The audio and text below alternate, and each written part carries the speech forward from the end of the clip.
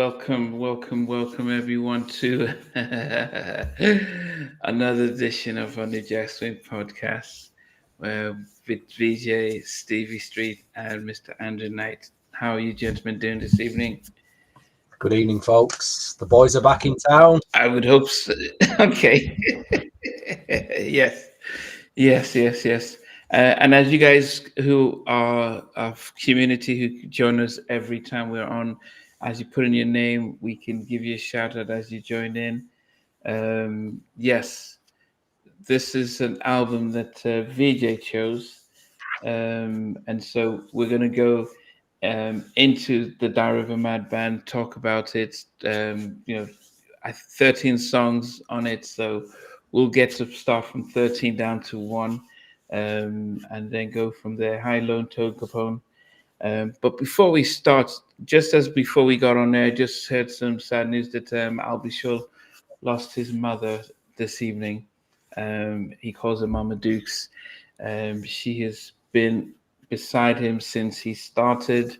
So Albie Shaw's mum and Cal West's father are brothers and sisters, so first cousins, and so they have been, and all from that Mount Vernon area, and so Albie Shaw's about to release his autobiography in September, and we're aware that he has publicly said that he does have suspicions that Diddy might be behind not only his hospitalization, but also his the death of the mother of his child, Kim Porter. So we'll wait to see what's in the book, but we just want to send our condolences to Albie Shaw and his family at the sad passing of his mother this evening. Yes, hey Colin, M. Mac, David, we haven't seen you in a while. Okay, so Diary of a Mad Band, VJ. This was something that you were really passionate about us sharing. So tell us about this album. Well, it's Jodeci. I mean, you had for me, Uptown Records was about Guy and Heavy D and the Boys. It was about the earlier sound, Groove Be Chill, Finesse and Synquest. That's what people like Albie Shaw. That's what I had in my head about Uptown Records, and of course the girls and Jeff Red and people like that. And then these guys came out of nowhere, like on Father MC's first album.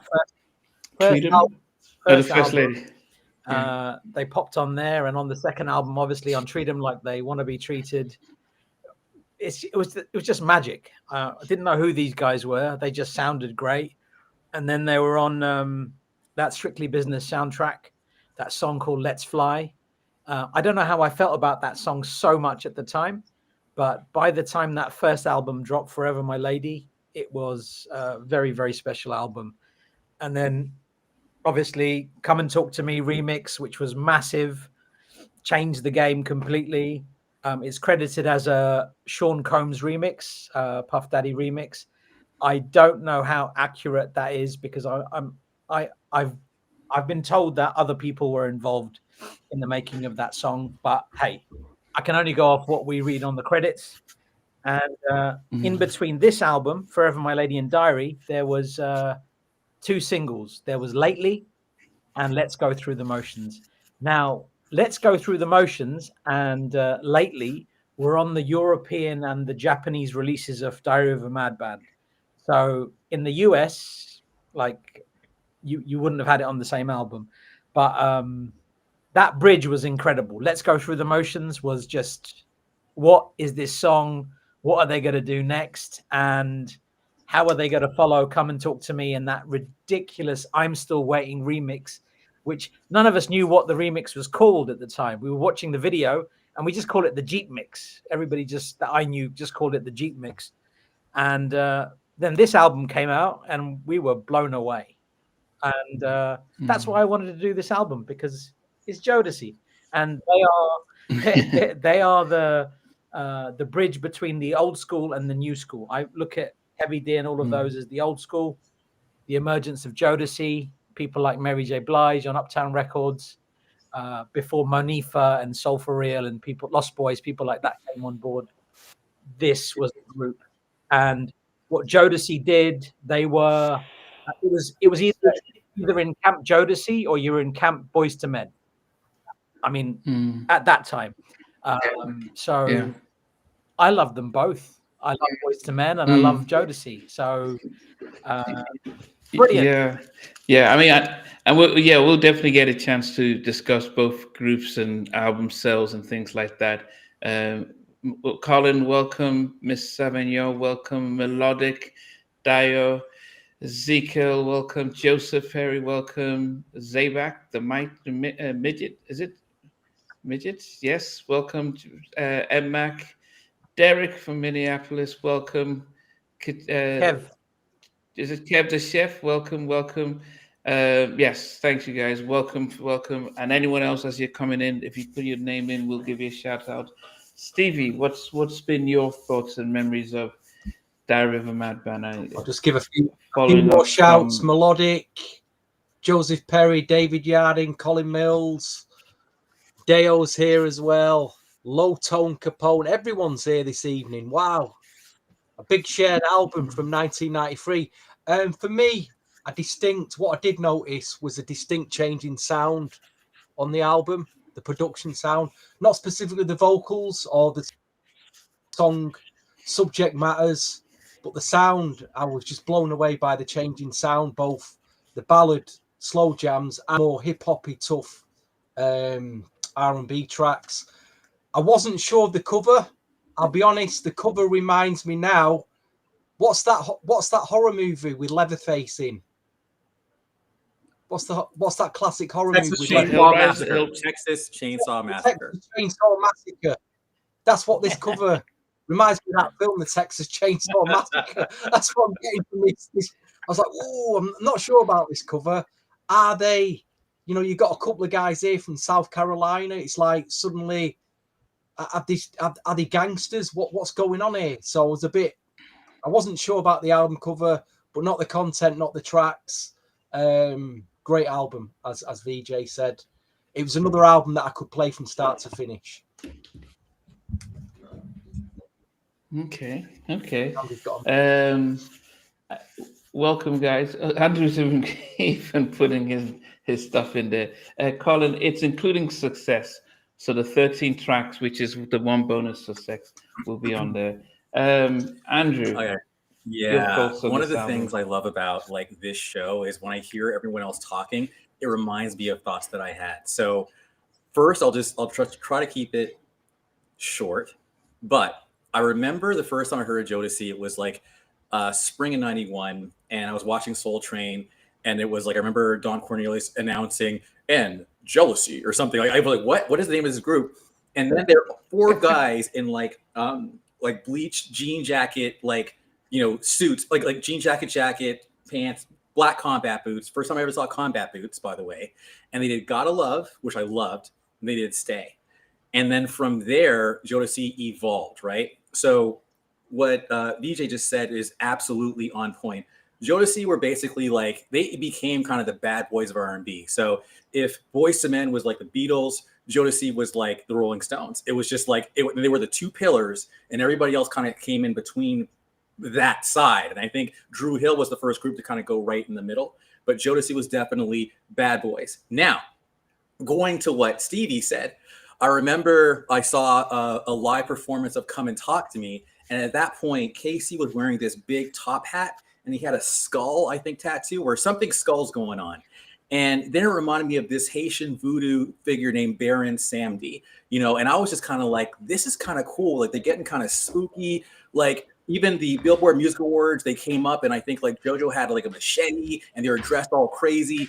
And I'm like, these guys are just different, and they're coming into their own. So to me, when this album came out, Diary of a Mad Band, they're starting to transition from those church boys. Then they went to the whole New York thing with Puffy. But then this is the beginning of them trying to flirt with Death Row and the kind of, I'll just say it, kind of darkness that came out of that. And I don't think I'm being exaggerating, because two deaths erupted, major deaths erupted from that whole East Coast West Coast thing. So things got really serious. So Jodeci were bad enough to be on brand, to be on a song like How Do You Want It and fit in, or toss it up. So this was the beginning of the Jodeci, like as real kind of, you know, bad boy, thuggish, whatever you want to call it, West Coast thing. But it was also the album. Last thing I want to say, I said it was going to be short. It's not short.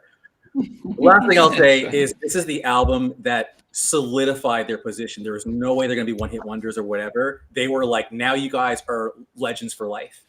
And maybe that would be like the next album, Legends for Life. I just made that up on the podcast. So anyway, that's it. I'm excited. This is going to be a great show. Yeah, no, definitely. I mean, from my recollection, so this album came out the fall of '93, December of '93. And at this time, I was in Milwaukee. I was going to college, a black college in Selma, Alabama.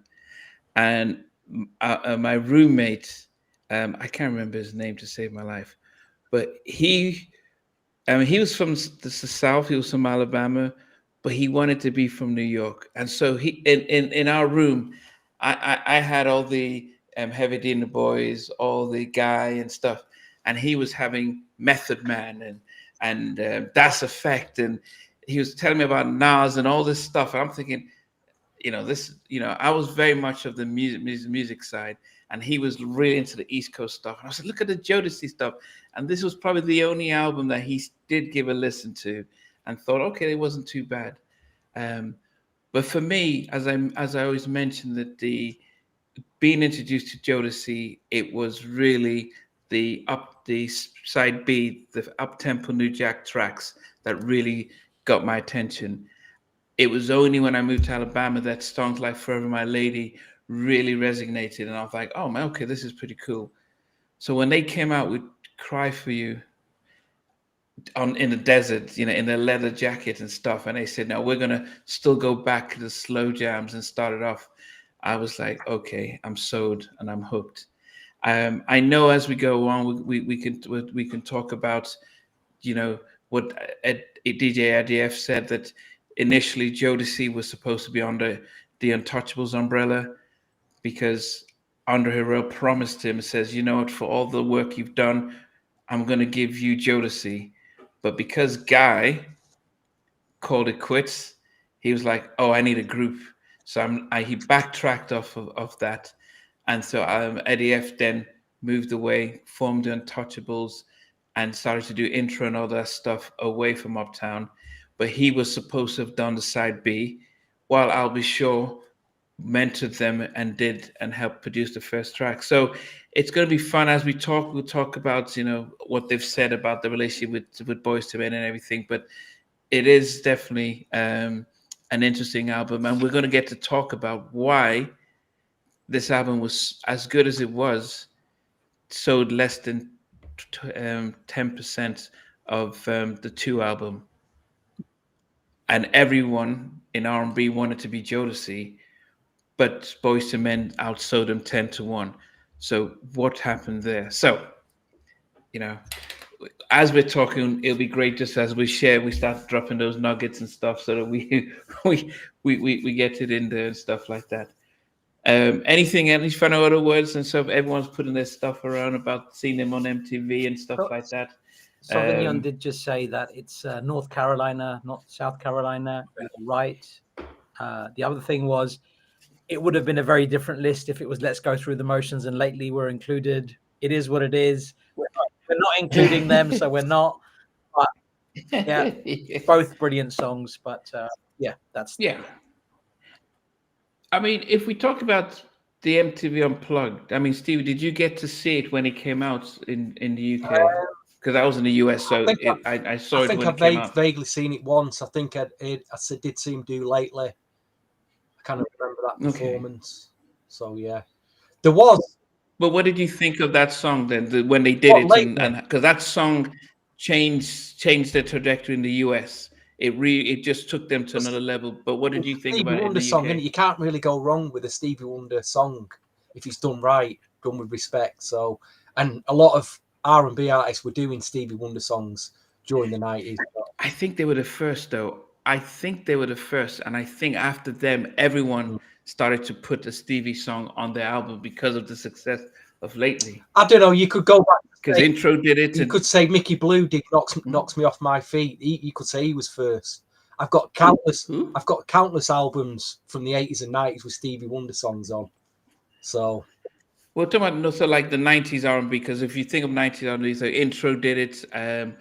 I think I can't remember now. Even Blackstreet did "Come Buy Me Love." It became a thing like, oh man, that Lately performance and that rendition of Stevie. Everyone, all the labels started to say, "Come on, you need a Stevie cover song on your album and stuff."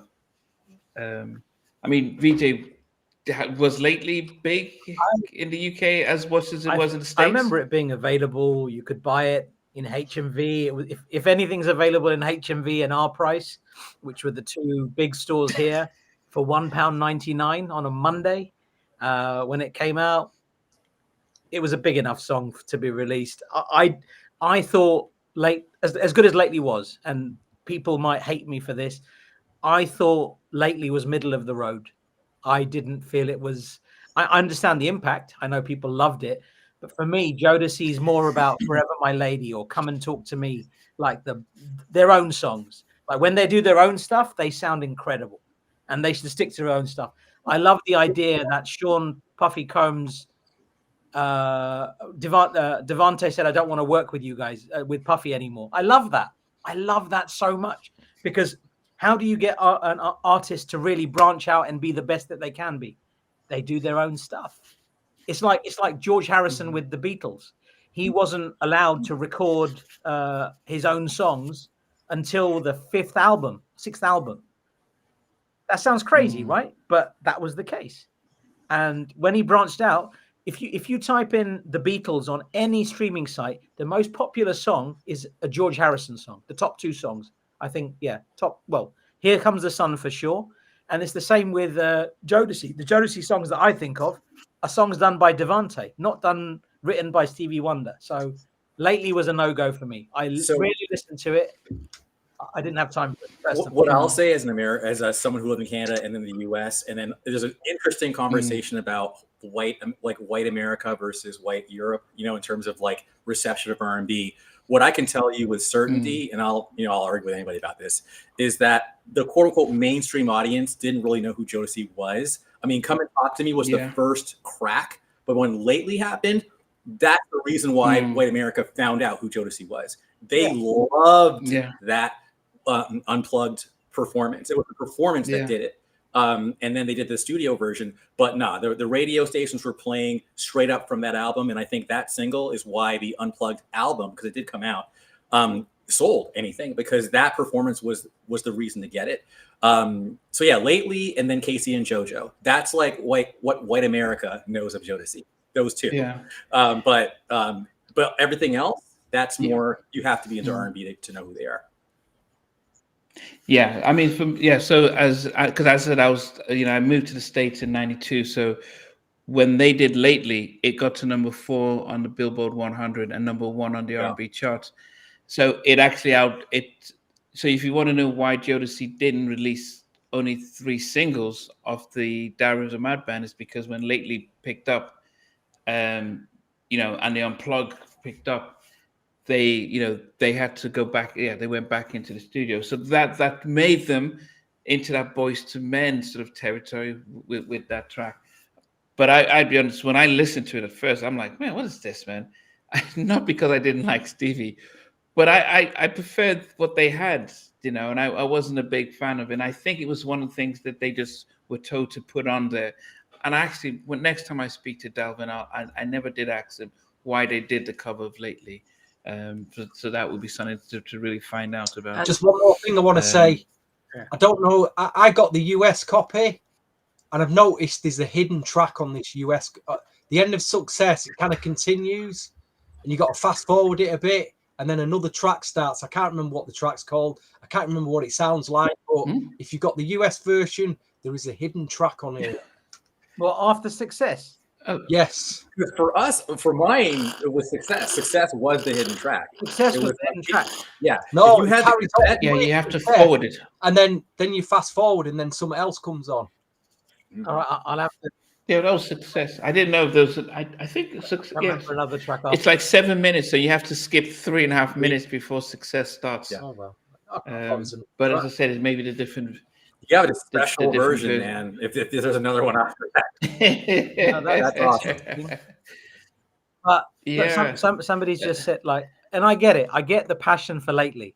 Somebody's saying a VJ should take his meds and what's this? Sorry. It's all good, man. The thing is, All love. this is a subjective view of what you like and what you don't like. For me, like if you talk about Jodeci tracks that they'd covered from somebody else, I preferred Casey Haley's version of "If You Think You're Lonely Now." That to me is perfection. Now, you tell me whether I prefer that or lately. The Bobby Womack cover is far superior for my ears. I mean, I know lately was massive. I know everybody loved it, but I just didn't listen to it. There was even a remix, the World Beat Mix or something, wasn't there, Steve? Something World Beat Mix or something? What was that? Hardly listened to that. No, but as I mentioned, as Andrew was saying as well, that when they did the Unplugged, it was an event. It was, and when they did the cut, it felt like it was spontaneous, and they did it. And it's just like Mariah Carey's "I'll Be There." That was one of those where they didn't even plan it; they just put it out there, and it blew up. So it was almost, and actually that was the first one. So they all started taking chances with remakes, and actually as much as they stayed in their lane, and Boyz II Men would tell you if you listen to them on interviews, they were as hood as Jodeci. It's just that Michael Bivins and Motown says, but you're not going to sell as many records if you follow that direction. So we're going to keep you in this preppy outfit. But they were more hood than Jodeci. They were more street and hood than Jodeci. But they were polished up to do what they did. But they didn't like that. And every artist, I remember Rift, everyone says we wanted to be Jodeci because they had the right balance. They had the songs, they had the lyrics, they had the image, they were the rock stars, which, we hadn't had that since Guy. Remember, Jodeci took that rock persona from, if you think of Guy from the future, they were the R&B rock stars with their GUI and their boots and their Doc Marten boots and the glasses. That was, I look at Jodeci and I think, well, you just took what Guy did and just went all black. Guy was, back in the late 80s, early 90s, it was still bright colors. But Guy were the first sort of rock R&B kind of stuff. Well, I said first. We still had Cameo and stuff. But Jodeci sort of took that and ran with it. Yeah. Andrew, do you remember that interview we did with Sean Stockman in Chicago? Of course, yeah. And you remember what, he was talking, we were talking about his up-tempos. Boyz II Men had incredible up-tempos that they're not credited for. Boyz II Men are known for their ballads. They just are. But then we started running off all the up-tempos, and Boyz II Men had a lot of up-tempos, like some especially great in the first album with Under Pressure and all that stuff and Simpin'. But yeah, no, I wanted to say something and it's gone just because there's just so much happening. Like there's so much we can talk about. Like in the comments, I'm just like reading all your comments. I'm just like, oh my God, I want to respond to that. I want to respond to that. But I think overall in the 90s, going back to your topic though, I feel like between 92 and 90 really, well, yeah, 91, 92 till about 95, R&B heads weren't really checking for up tempos anymore. It was I remember even reading Vibe magazine, and Vibe would diss. They'd be like, "Would Jodeci stop trying to make fast songs?" Damn, Vibe was like that. They were pretty mean. They would also even tell Ronnie DeVoe to stop rapping. They were terrible. Anyway, going back to but seriously, Vibe would always clown the fast songs. And even though "God of Love" was a dope song, we were not, at least in the US, we were not checking for it at all. I loved it, but it was Stay. For My Lady, and then the slow side of the album of this album was celebrated. So I think in general, up tempos weren't cool until Brandy and Soul for Real kind of brought it back. They're the two that kind of started it, but you got to start a little slower, but then speed it up later. Yeah. But also just before we get into the album again, think about Mariah Carey, how she started. And then how she ended. She was like, man, I want to ditch this sort of adult contemporary look and sound and go more street, because that's me. Whitney Houston, they had to do the My Name's Not Susie. That was the name of the album. You know, when she did "I'm Your Baby Tonight," That's it. My Name's I'm Your Not Baby Susie. Tonight. She had that was the name. Yeah. Yeah, Clive Davis said, "Look, Whitney's not happy. Just I don't care how the album sells. She just wants to connect with a black audience." And even Michael. So it felt like everybody wanted to be like Jodeci because they felt they had a connection. And unfortunately for Boyz II Men, they had to stay in play the corporate game, sell more records to a different audience. But as I said, you know, we can debate at the end of the day who has a better career and who can be celebrated more right now. But anyway, let us start with number 13. So guys, there's 13 tracks. So we've got the bonus track, which is Success. And we'll start it off. We'll start with me, go VJ, Stevie, and then Andrew. And for me, number 13, I would say the one song that I didn't like on the album, and I skip it as much as I can. And it isn't lately because unfortunately it wasn't on the original album, but it's You Got It with Redman. Baby, you got it. I just it's the last song on there. Somehow that song I'm just not a big fan of it, and with the rap and stuff. And I was like, oh man, I like how it starts, you know, all the slow songs and everything, and then it just goes straight. This is the first one of those. Let me see. It's track number 7. So it's after You Get Alone and you're enjoying the slow jams and it goes to this. I'm like, oh man, don't tell me it's going to change. So for me, number 13 is You Got It, feature Redman. Okay, Diaper Sweaty. Cry for Your Extended Version. What do you wow. Malik, you need to be banned from here. Okay. Timmy Lee, you agreed with me. All right. VJ, what's number 13 for you? I will say number 13. Shout out to Claude, who's joined as well just now. So, hi, Claude, 1970 CFJL, whatever your username is. But hi, Claude. My number 13 samples Jodeci's Come and Talk to Me. It is Jodicidal Hotline. And I love it. I love the intro. The intro is fantastic. The harmonies are fantastic on the first bit. And then that last bit gets a bit weird. So I'm like... Yeah, well, I mean, I've split it in half, so I've focused on the first part.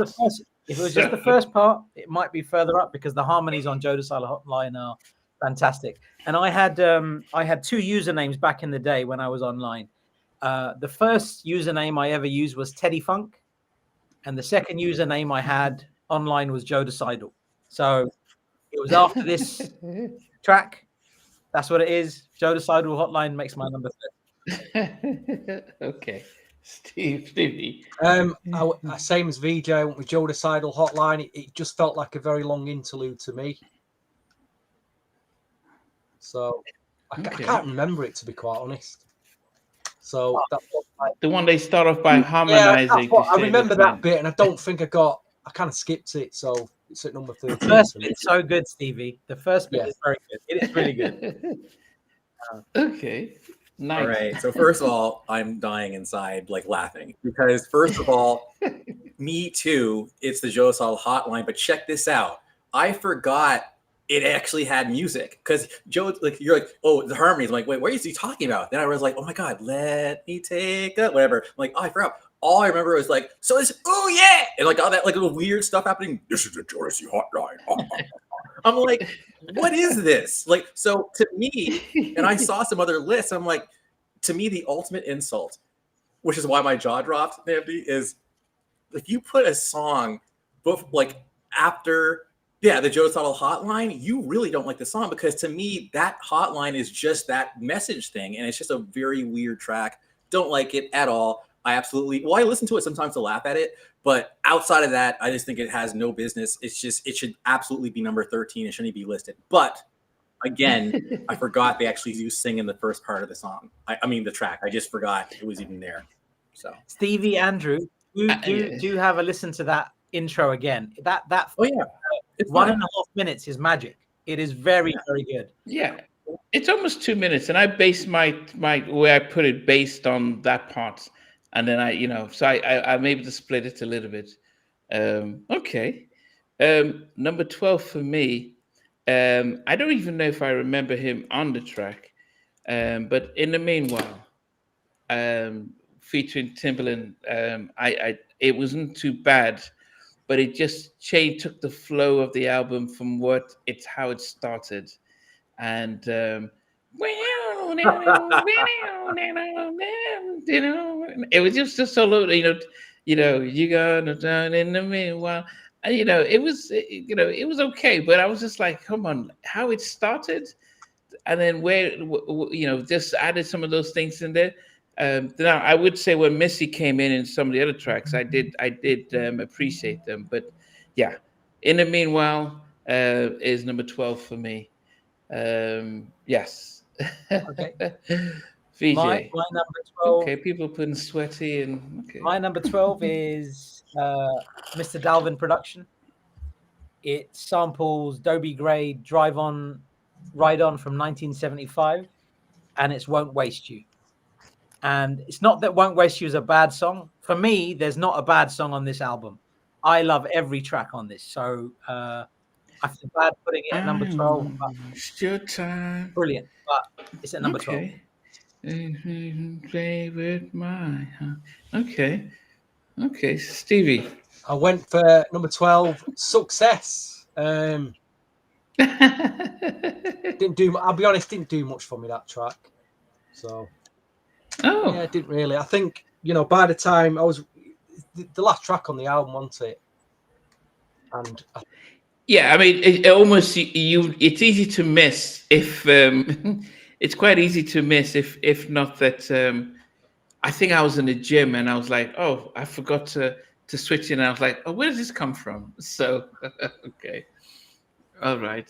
Knight, what about you? I'm with Vij in that I'm pretty sure this was a Dalvin track, but it kind of goes, check it out. Come on, baby, all you got. Yeah, I want it. All you got. Give me all you got. Give me all you got. Like, I'm just like, okay, give it to me, baby. It's just like, and it's cool. It's cool, but like, it's at number 12. It's like nothing. To me, it's a filler track. So that's that. I'm just noticing, y'all, our tastes are so different on this album. Let me tell you. Like, there's gonna be some like moments here. All right, keep on. Okay. And Mac was saying Success is a weak attempt of Boyz II Men's New Edition's Boyz II Men. I don't know. I mean, interesting. Yeah, I That don't is know. interesting, isn't it? I've not thought of that. Yeah, I can see where it's coming from. Okay, all right. I'm a prematurely defend Success. So basically, I feel like Success is more about just their story, right? Like we're just saying this is who we are, and now this, like, we came back from '89. It was we jumped in a car, we were scared, we go to New York. It just tells their story. Whereas Boyz II Men is more about like it's a universal song about being like maturing, because growing up can be a pain. So I don't think it was about New Edition story person. I mean, it is, but it isn't. I think it apply to everybody. So I just want to make that distinction, in my opinion. And one's a ballad, and one's like a kind of mid-tempo. Like I think Success is mid-tempo, but I wouldn't consider it a ballad. You can't slow dance to Success. You can slow dance to Boyz II Men. So that's what I'll say to that. And I would also say that if you listen to, I mean, if there's when they first were on Arsenio Hall, they spoke about their journey. Dalvin has said it many times. So even KC has said in interviews. So when you listen to them tell their story, and then you listen to the song, even ADF talked about when they came in, how they got set up. So everyone has said about the Jodeci story, and all of a sudden when they put it in a song, you're like, oh yeah, I remember that. So I don't know if I like the song based on the fact that it's summarizing the story that I've heard from different places. And so I'm like, oh, this is a great way of summarizing the story. So I don't know if that's influenced where I put it on my list. But on to number 11. Give me all you got. Give me all you got. I can't remember the rest of the song. Give me to you, baby. Give me all you got. Give me up. So that's my number 11. So those were the three songs that didn't make the top 10 for me, which is You Got It, In a Meanwhile, and Give Me All You Got was number 11. It's still a little bit better. In fact, I didn't mind it as much, but I think the track number 10 was a little bit better. So Give Me All You Got was number 10 for me. Fair enough. Mr. Mayo says, have you seen my childhood? Yeah, well, yeah. Everyone's telling their story like Michael's, but yeah, I just like success. VJ. Yeah, I've got my number 11, but Stevie, I was going to say that is probably the most interesting thing that's been pointed out during this show. Who's saying that? They're saying that I think all day about that bonus track. I think everybody's very curious to know what the hell you're talking about. It's like I say, I've not played it for a long time. It probably is that track. But that end track is not a track that I go to when I listen to the album, so I kind of forgot really. Okay, we'll find out anyway soon enough. But so we're number 11, Colin. So track number 11. So yeah, so I've started at number 11. So yeah, my number 11 is. Hey, see Keith Andis, producer, songwriter behind some of the songs on Exhale and others. So my number 11 is, and this grew on me a lot because it seemed like a bit of a throwaway track, but it did grow on me, and that's number 11 is Sweaty.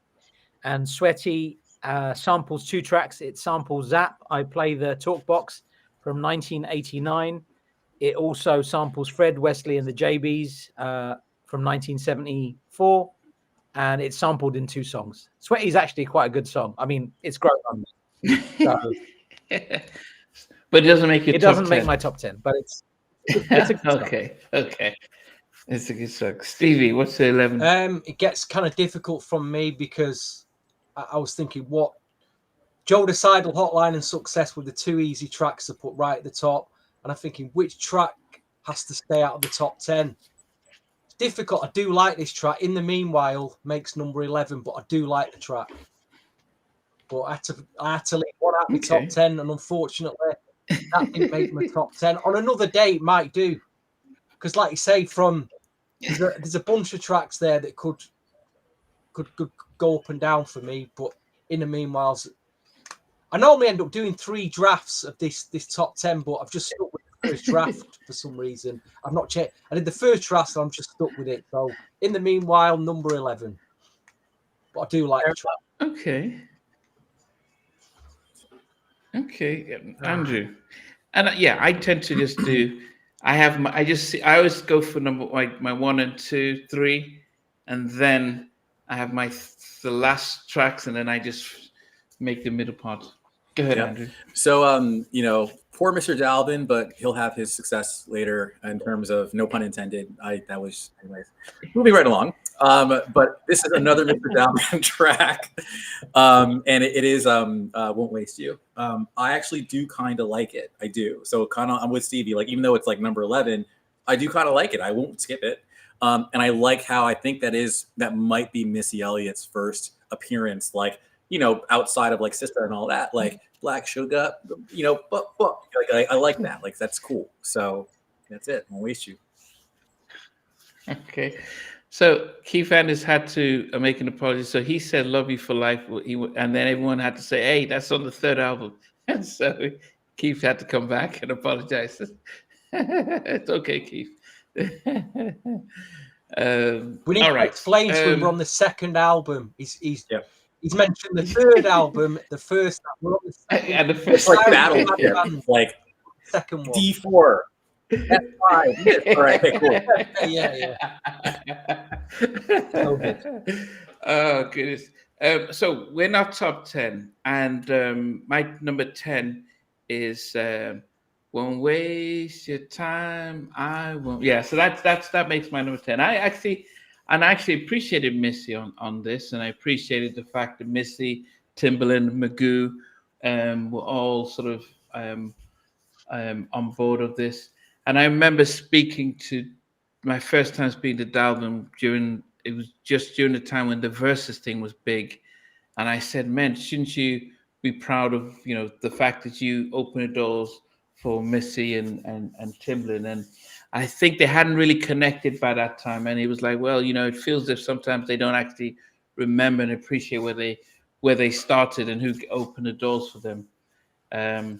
But Carl Martin from Shy mentioned that actually Missy and Timbaland and the Neptunes all started with Teddy.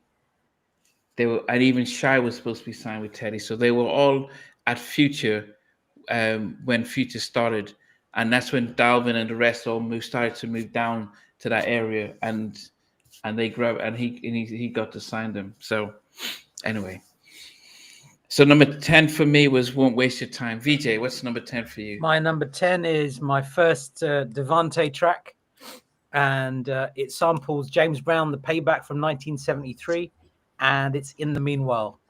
I love the harmonies on this track. Okay.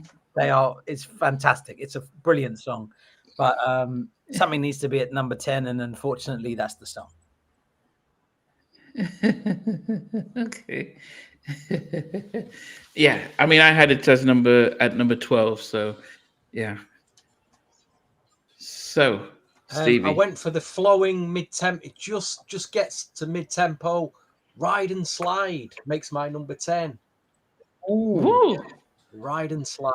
Wow, man. I do like the track, but it's right in there at number 10. Wow. Okay. That is the surprise. Andrew, right? I can't even begin to think if we're going to have anything similar to our top 5. Andrew. We are all, as Andrew said it earlier, we are wildly different lists. Wildly different lists. It's difficult. It's one of those albums. There's so many good songs on this, so it's difficult. Yeah. This is the first like proper Devante track, because if you consider Hotline Devante, it's fine. But anyway, this song is called "Sweaty." It's at number 10, and I don't want to be too clownish on this podcast, but like there's a riff that like Casey does towards the end where it's like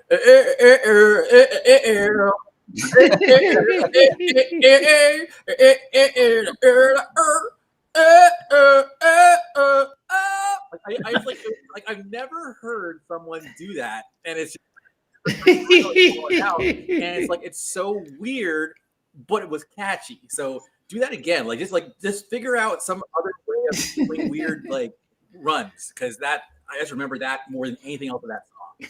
Anyway, sorry guys, I just had to like express myself. That's just what I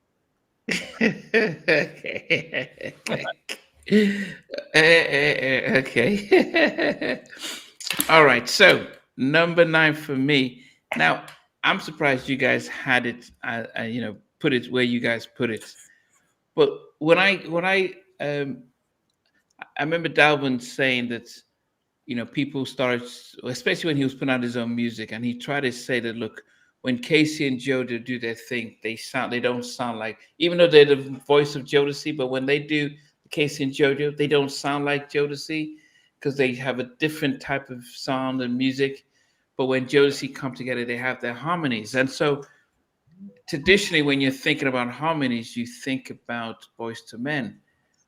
But I think you almost forget that Jodeci are good vocally when they're together. Dalvin and Devante adding to the harmonies.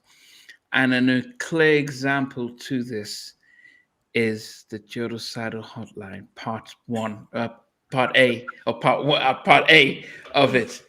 Because that's when you're like, wow, with Jodeci, we're here to start. And you're like, and it's like, wow, you can see them harmonizing. And, when they first started, they would go on to shows and they would sing their Jodeci, I can't remember the song, but they were like, JoJo, Devante, Casey, and Mr. Dalvin, because he wasn't initially part of the group. It's just that he wanted to ride and he just followed them and they added him to the group, but they didn't have a song for him and his name's not in Jodeci. But you can see that actually they are good singers and they can harmonize. Yes. So Jodeci Hotline Part 1, which is the first part, really shows that. So I had to put it in my top 10, and it comes in at where did I just put it? Oh, you know what? Yes, it comes in at number 8 for me. Yeah, I just wanted to just jump on what you just said. Like, you reminded me of that. Like, I think they would sing that, like it was Hark Forever My Lady, but they'd be like, when you think of love, you think of Jodeci. You're saying, yeah. But they said JoJo, Devontae, and Casey, Mr. Dalvin. Like, Mr. Dalvin, yeah. They have to add it because he wasn't part of the group when they came up with the name. So, yes. But yeah. Another interesting observation. If you look at Jodecidal, that's Jodeci, and Dal at the end is the Dalvin included. So somebody was saying that they made it Jodecidal. Sounds like suicidal, but Jodeci plus Dalvin equals Jodecidal.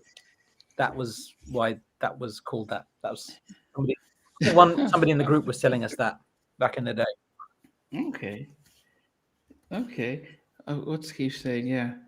Okay, but as I said, it was harmonies are, I have no idea, bass, a full throttle volume. It's more like take 6, smooth approach. Yes, Stevie. No. Oh no, sorry, VJ, it's your turn. Yes. My number 9. We are on number 9, right? No, number 8. No, number 9. Yeah. Sorry, number 9. Sorry. Number 9. So my number 9 is a Devontae track. It samples Sly and the Family Stone sing a simple song from 1968. It's You Got It. And the harmonies are fantastic on this. They are so good. Any song from now going towards number 1, I could place any one of them higher or lower. It wouldn't matter. Can I ask you guys this? Can you name a Teddy Riley produced track that is sampled on You Got It? From 1992. That's your clue. No. No? Oh, Church of God of Christ. Okay, thank you. Rex and Effect Rum Shaker. No. But anyway, that's it. You Got It is my number 9. And it samples Rum Shaker as well. Cool. Yes, okay. Stevie. When I first heard this track, I was in two minds. I felt it's a very safe track, this. I don't know whether this was a record company selection to try and make sure they got daytime radio play. What I feel about it then and what I feel about it now has changed quite a lot, because I'm not a person now that would be begging any woman or even crying for a woman. I might have done back then when I was quite an emotional teenage guy and full of testosterone, and still am now, but not as emotional. So for me, this might surprise you all, and I get why the ladies like it, but Cry For You's at number 9. And like you said, I ain't crying for no woman. So that's number 9 for me. Oh my goodness. Wow. It's almost like, well, if we only did a top 10, you just would, wow, that's even Sheldon doesn't do stuff like that. So okay. Well, there's a lot going Cry For You, and at the end they're going, baby, begging, baby. Guys, don't. I've said this before. Don't ever beg a woman to come back to you, because it doesn't end well. I'm telling you that, guys. Now, any young guys out there, take heed. It doesn't end well for you. Well, it all depends on who made a mistake and who's making. It doesn't end well either way. It doesn't end well. Andrew, what's your number 9? My number 9 is a nice mid-tempo, I think, as Stevie put it, and it's Ride and Slide. It's not bad, it's not amazing, it's just a good ride and slide song. My shortest explanation ever for this. Probably for the rest of the everything else also have a lot more to say. I will say some things about Ride and Slide in a little bit, but I'll wait until I get to it. But oh goodness! All right, So we're number 8, right? So for me, number 8 was a song that I would have missed, because I was surprised the version I had had the long interlude, and that's Success. Because as I said, I maybe basing my like of success because I've been listening to them share their stories in various different times. And so when I'm listening to the song, I'm like, oh, damn, it's just what they've said.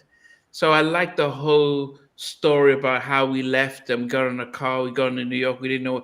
Eddie F said they were in an apartment in the hood with these massive equipments.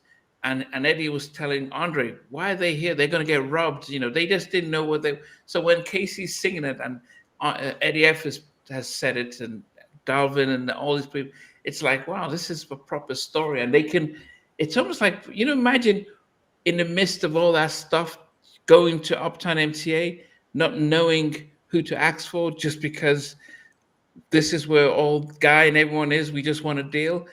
And taking that risk, and now you can sing back after selling 10 million albums to tell of our journey. And to me, that's the beauty of the song.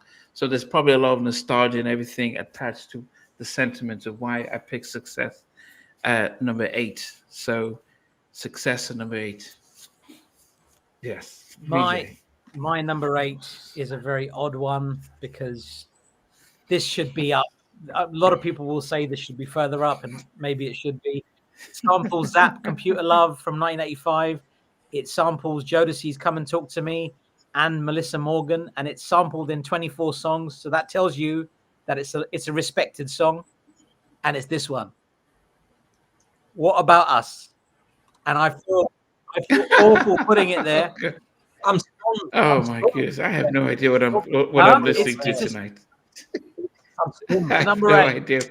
What About Us? Like the original version is fantastic. The remixes are fantastic. What I couldn't understand is, like, on the CD, you had this strange mix. It had album extended, album instrumental, a cappella, and the Jeep mix. And the Jeep mix is the biggest ripoff in history. It's no different from the album version. I don't know why they call it the Jeep mix. That frustrated me. And the remix were not available on CD. They were only available on this cassette and on the promo 12-inch with the instrumental, and on the release 12-inch without the instrumental. But those remixes are so good. I don't understand why that wasn't a bigger song. What About Us should have been massive. But you put it at number 8. That's for M-Mac and the Red. But we're talking about the remix. We're talking about the remix here. The remix, the Dalvin remix or the Devontae remix, Swing Mob remix. That might have been at number 1. I would have put this at number 1 if it was about the remix. Oh my goodness! Low token phone. Don't pull your shirt. Don't pull your. I don't. They all need red, yellow, and green cards. I don't know if we've listened to the same album. Goodness. Namdi, what do you think about the remixes? No, I hated the remixes. I hated the remixes. I thought they were just. I said they could have just done different songs. The original is just perfect as it is. I listened to the remix and I'm thinking, my goodness, there's some remixes that you're like, well, is there a point? It's like remix of Joy, great, but it's like doing a remix of You're Not Alone. It was just a waste of time kind of thing. But anyway, fair enough. What about you guys, Stevie, Andrew? What do you think of the remixes? What about us? I'm gonna save it for when I get to that track. I will say a lot about what I think, but the short version is, I'm a fucking fan. Pardon my French. All right. Yeah, the remix are massive. I mean, anyway, that was my number 8. Joe, okay.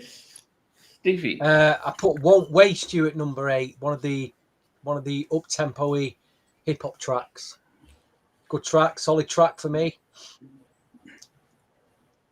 Okay. All right, so I'm a back up Stevie on this one. So I have a theory about this album, and that is, and I was saying this in the chat with the 4 of us before the show. I was saying how this album is like considered, I think, critically and and also with the fans, like the one. Like this is the Jodeci album, right? But commercially, I think it actually might have performed the worst. I'd have to double check, but I feel like commercially it didn't do very well. Someone said it wasn't promoted correctly, and I do think that's true. Do I think that there might have been some beef between Uptown and Puffy with them messing with Death Row at the time, so they're kind of sabotaging the promotion? Probably. Do I think the wrong singles maybe were picked? I actually will say probably, and this is why, even though Cry for You is it's a classic, don't get me wrong, and even the Mickey Mouse Club, if you guys look and find it, you'll see that one actor singing Cry for You. What's his name? Oh my God. Anyway, he was in the Barbie movie. He played Ken. You guys know what I'm talking about.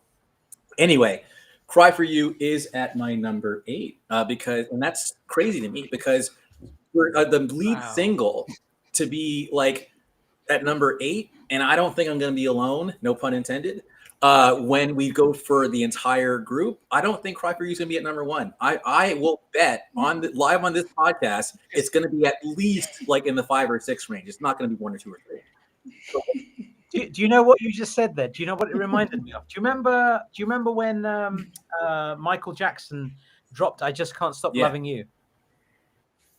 That's how I felt about Cry for You. Really, like this is at the time. My opinions changed considerably since then. But at the time, I Just Can't Stop Loving You drove me mad. I couldn't believe that they dropped that as a single. And same with Ryan Cry Gosling. For You, Thank you guys. Yeah, Ryan and Timberlake. And Justin Timberlake, yeah. Okay. Colin, hopefully you stay awake. Okay. Okay, so just for the record, the Forever My Lady sold 3 million, Diary sold 2 million, and the show only sold 1 million. My bad. Yeah. So okay. So they and so people might be wondering, because Andrew said about their affiliation with Death Row, and Dalvin said they had all these fans, they were selling all these records, but they weren't making any money because they signed a very shady record deal at Uptown, and Suge Knight was the muscle to help renegotiate their contract, just same way Gene Griffin did with to get Teddy's contract publishing, but he kept it for himself instead of giving it to Teddy. So, but that's a whole different story. So that's when they started moving towards Death Row, and it's probably part of the reason why Andre was quick to take the Motown job as well. But anyway, yes, but they didn't. It wasn't sold and promoted the same way it should have. Because we said the 2 albums from Boyz II Men was selling 20 million. This just sold 2 million. You know what? I want to say that really quick though, as well, in defense of the last album. I think they kind of sabotaged themselves because right after Love You for Life, Devontae just stopped appearing. Like he wasn't Get On Up, and I remember even in concerts, you just see the 3 of them. And then, of course, they broke up shortly after. Then they did Casey and JoJo. So they kind of pulled the plug on their own ramp. I think by the end of '95, they were done. So I think the album they had more hits on there on the show After Party Hotel. Like freaking but I remember, at least in the US, it was huge. Yeah, it was. Yeah, but there was still an issue of the money. They weren't getting the money, and but also success was hard on Devontae. So you've heard stories from those who were part of, what was the name of his group? Is it the on the Basement? And people telling stories about actually how challenging it was towards the end when they left, and so it was a lot for him. And he's been out of the spotlight since, and he generally doesn't come back into it. But anyways, the other thing with Devontae was we were talking to Jeff. Was it in Los Angeles? We were talking to Jeff Red, Andrew, and he was saying that Devontae had like maybe 100 songs that he'd done for Jodeci. 100 unreleased songs. That's how many he'd done. And Devontae was such a perfectionist. He just didn't think they were good enough. And that's outrageous. It's Devontae's swing. Of course they're good enough. Just drop the damn songs already. But 100 unreleased songs that just sat there doing nothing. And this was 20 years ago. So, I mean, how many songs has he done since then? I know we're derailing. I got to mention one more thing. So I found a Summer Jam. It's called KMEL Summer Jam. This was, if you guys have seen the video where Biggie's rapping and the record keeps skipping and he throws a bottle at the DJ, and I was there. At that same concert, the Basement performed, which was nuts. So I literally saw Timbaland, Missy, and all of them, all these big coveralls back in 1995 before I even knew who they were. Jodeci then were the headliners. They were the last act of the show. But I remember now, there's only 3 of them. They had 2 songs. They did Come Up to My Room, Come and Talk to Me, and then the show was canceled because of some brawl that broke out between Too Short and the Loonies. It was like at 10 o'clock at night. It was crazy. But it was a historic concert. It was at the height of the whole East Coast, West Coast thing. But I remember like even getting used to the fact that is Devontae gone? Because it was just the 3 of them. They sounded incredible. But it was like we saw history with the Basement earlier that day performing. It was nuts. It was so cool. I just had to share that with you guys. It's good that you did, because I think I only noticed Devontae not being around with the Get On Up video. And most of us probably were surprised he wasn't in there. Dalvin later said that to me that in the interview that because Devontae didn't produce it, he didn't think it should have been a single, and he just got mad about that, and he didn't show up. But that could be that could just be the public version of what they want to say. But we have to understand that there has been recordings about he was under the influence as well. With the success and stuff, and also the fact that they took their money and stuff. So a lot of things would have contributed for his stuff, why he sort of left, and then why Casey and JoJo got their own separate record deal. Dalvin went to Madonna, Epic, Maverick. But it was a shame just how they were so successful, but they were caught up so much in the music and the celebrity and all that stuff. And like every other artist we hear about, nobody is speaking about taking care of the business. So, yeah. But anyway, who is next? What we're talking about. I think no, actually, shit. Who went? I'm pretty sure. Maybe it's Beat. All right, so I did Cry for You number 8. So yeah, it's you. We're on number 7 now. So Namdi. Okay, we're on number 7. Yeah. So Sweaty featuring Missy. I actually did like it. As I said, to think about how the group's sister Missy's in it, and she's the one that really, and she co-wrote this, so you can imagine the immense talent that she's had from a very young age, and how the first I really knew of Missy, probably I didn't really notice her on this album, but I noticed her more when she's hooked up with Puffy and did a lot of stuff with Puffy. So Missy, Sweaty, good track. So that's my number 7. My number 7 is the Dalvin track. It was the bonus track, and man, when we first saw this song, when we first discovered that this was a bonus track hidden away, and I don't know why they did that. There's like 3.5 minutes or 4 minutes of just silence, and then this song appears, and that is obviously success. That's my number 7. I loved this song when it came out, when I discovered it. A long time after I'd listened to the album for the first time. I think it was like 2 months later, and everybody was like, there's a bonus track. There's a bonus track. You just get past the silence and you'll hear it. Obviously, there were a few samples on this one. Sly and Family Stone sampled again, Sing a Simple Song from 1968. Sweet Charles Sherrill, Yes, It's You from 1974. And interestingly, this song was sampled on the Dalvin-produced track, It's Not Deep Enough, by Jewel on the Above the Rim soundtrack. So I know exactly what you're talking about. Success, my number 7.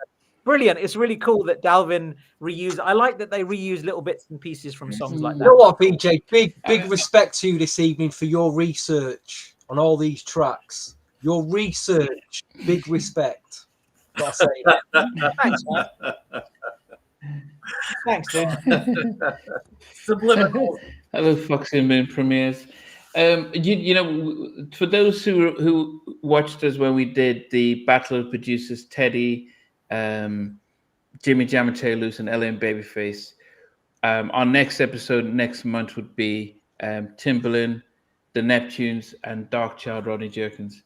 We are going to have a special one with Devante and with others, so we haven't named that one. So we're talking a lot about this album, and we cannot escape the genius of Devante, who wrote "Come and Talk to Me" and "Stay" when he was 15, 16, and some of the songs on this. So he's just been a genius in writing and just making up songs.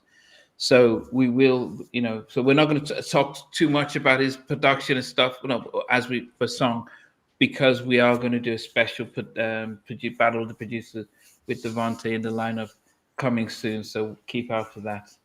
All right, Stevie. Yeah, I'm just wondering, because like you say on the credits, I'm looking through the CD booklet. It doesn't really list the samples, so you know. Yeah, no, it's true. You pretty much go through most of the tracks there and say which and where it's sampled, and it's, you know, it's good to hear. It's good to hear that, actually. Right, we're at number 7. Like on another day, this could be in my top 5. Could be in my top 3. So I think it's a very, very understated and very underrated track. Not many people seem to talk about this, but Alone is at number 7. I think it's a great little track. Let's be alone. I don't even know what track that is. It's going to be interesting to see where we all put our top 3 or whatever. I don't even know what songs are left where Stevie's going to put down his top 5. Yeah. But it's a very it's a very I don't hear anyone ever talk say, have you heard that track by Jodeci called Alone? Yes. But it's a brilliant track. It's got a very West Coast feel to it. Very West Coast feel. Well, I have a feeling when me and Namdi mention Alone, you'll know that me and Namdi definitely listen to it a little bit, maybe. I've got a feeling. Red and red. Look at good head and Max. Some red and yellow cards. Or is that some? I don't know. I love Alone. Okay. Andrew, can you save us from this? Well, this is also going to be blasphemous, right? But this song is a classic. So if I hear someone diss it, I'll be like, yeah, no, dude, like this song is amazing. It's definitely a classic. It's so classic that you can even hear it on an interlude on the Notorious B.I.G.'s first album. So you already know now, right? It is Feenin. Feenin is at number 7, which is to me very telling, right? The first 2 singles from the album are at my number 8 and my number 7. Feenin, what? Wow. But like, no, dude, like the harmonies on that song, the song is a classic. It's a signature Jodeci song. Like you can't even say the word Feenin without thinking of them, in my opinion. So it's just like I can't leave. I mean, come on, take my money, my house and my cars for one hit of you. Yeah, and also the music video was cool too, because it was like they were really leaning into their crazy, right? Like literally, like I think Devante's actually like in a straight jacket in a padded room. Yeah. You know? So anyway. But anyway, everything after this song for me, obviously I love, because I just gushed wax poetic over Feenin, and it's only at number 7. So yeah. I mean, if you look at the credits, written and produced by Devante, you know, just a genius. Case that Dalvin says that he would make up a song about getting beaten up, you know, by getting a whooping by their parents, and he'll write a song about that. That's how crazy of a genius that he is. And I don't know if you guys remember during the lockdown when Andre Harrell passed away. And there was a Zoom, there was Insta Live between Teddy, Jamie Foxx, and I can't remember the guy who was dancing during the stuff. But Teddy said, the reason why I left Guy was because Devante, when Jodeci came and Devante was just crazy with the stuff. And, you know, Jamie was scolded Teddy for saying that. But I think there was an appreciation. He did the effort to say that, look, that he was just on a very different level when it came to the keys and the pianos and stuff, because he was a church guy. Teddy was, was a kid playing, but he didn't play like in the church. He was a sound and producer and a genius in that. But Devante is a proper musician when it comes to the keys. So lots of credit for what he's put in there. And then finally, there was something I just remembered that I can't remember who said it, about Drew Hill being the gap between Boyz II Men and Jodeci. Who said it? Who said it? When we were talking about it was you. So when I interviewed Woody said that he got the Jodeci album, and because they were in high school, and what's the guy? Cisco got the Boyz II Men album, and they were friends, and they're like, let's swap albums. And so they were like, wow. So they both listened to, and that's how Drew Hill was formed, with Woody and Cisco in high school, both listening to both albums. And then that's why they sound like they bridged the gap, because the genesis of Drew Hill was one listened to Jodeci, one listened to Boyz II Men. They swapped and they built their group on that. So I just remembered it when I wrote it down, but then kind of got it. Okay, so these 6 songs are sort of the creme de la creme songs I thought all of us were going to have in our top 6.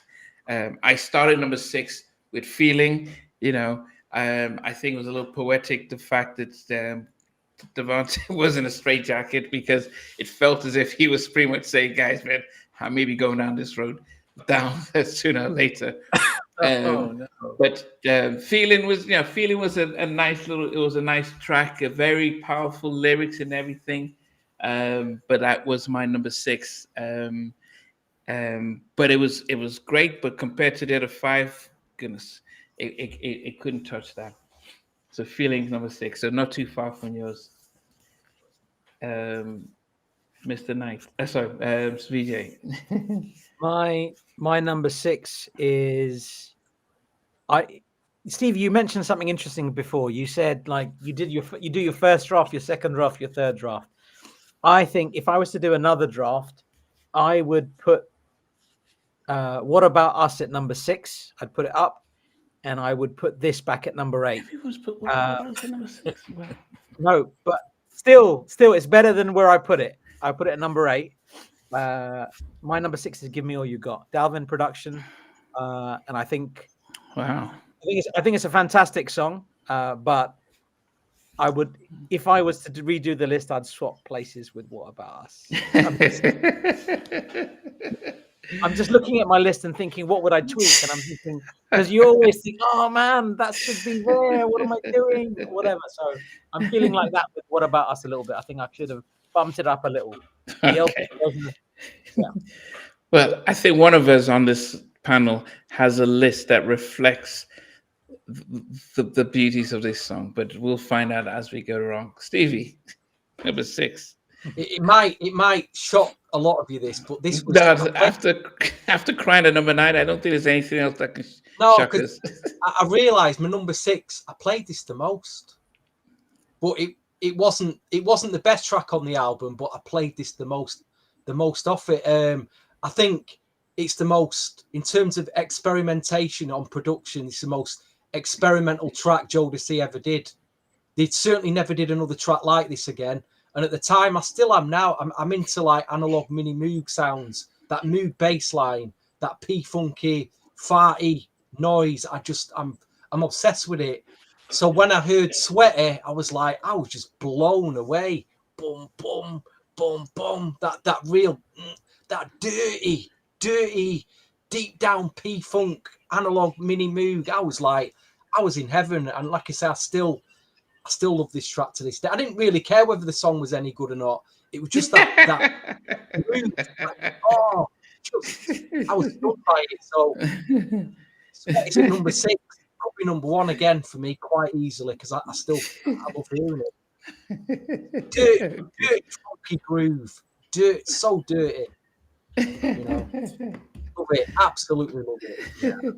Go ahead. I love how. Sorry, Yeah, I love how like it's like you'll come away from this and listen to songs with new ears after hearing. And I know what you're talking about. That like it's just like, yeah, I get it.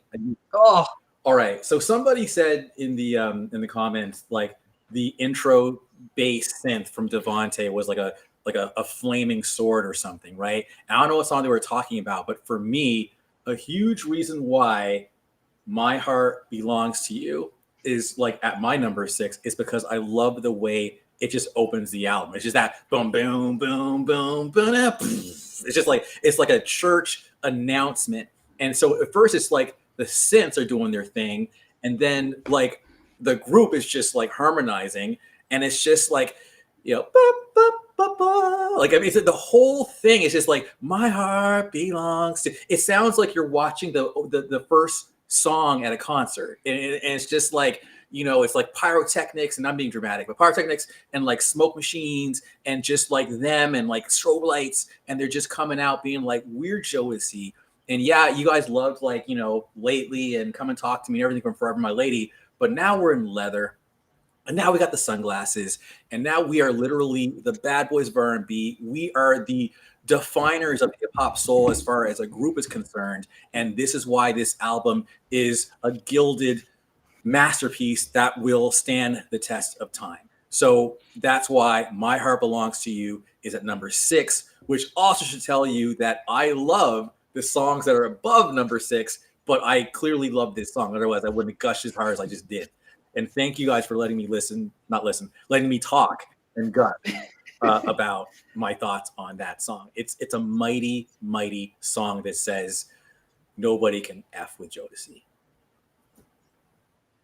Okay. Yeah, dude. I don't think anybody's going to disagree with you there, man. All right. So we're in the we're in the end game now. As who said it in end games? Was it Doctor Strange? Doctor Strange in Infinity War. After he gives away the don't get me started, but you got me started. Like he gives away the title before anyone else. We're in the end game now. Okay, so top 5. That's what I'm saying.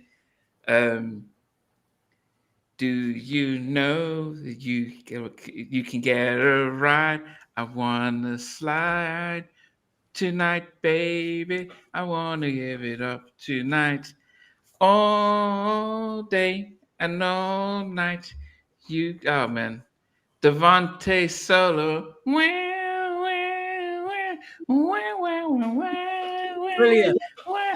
I love it. Wanna ride with me? Oh man, I'm like, when my top 5, it was like my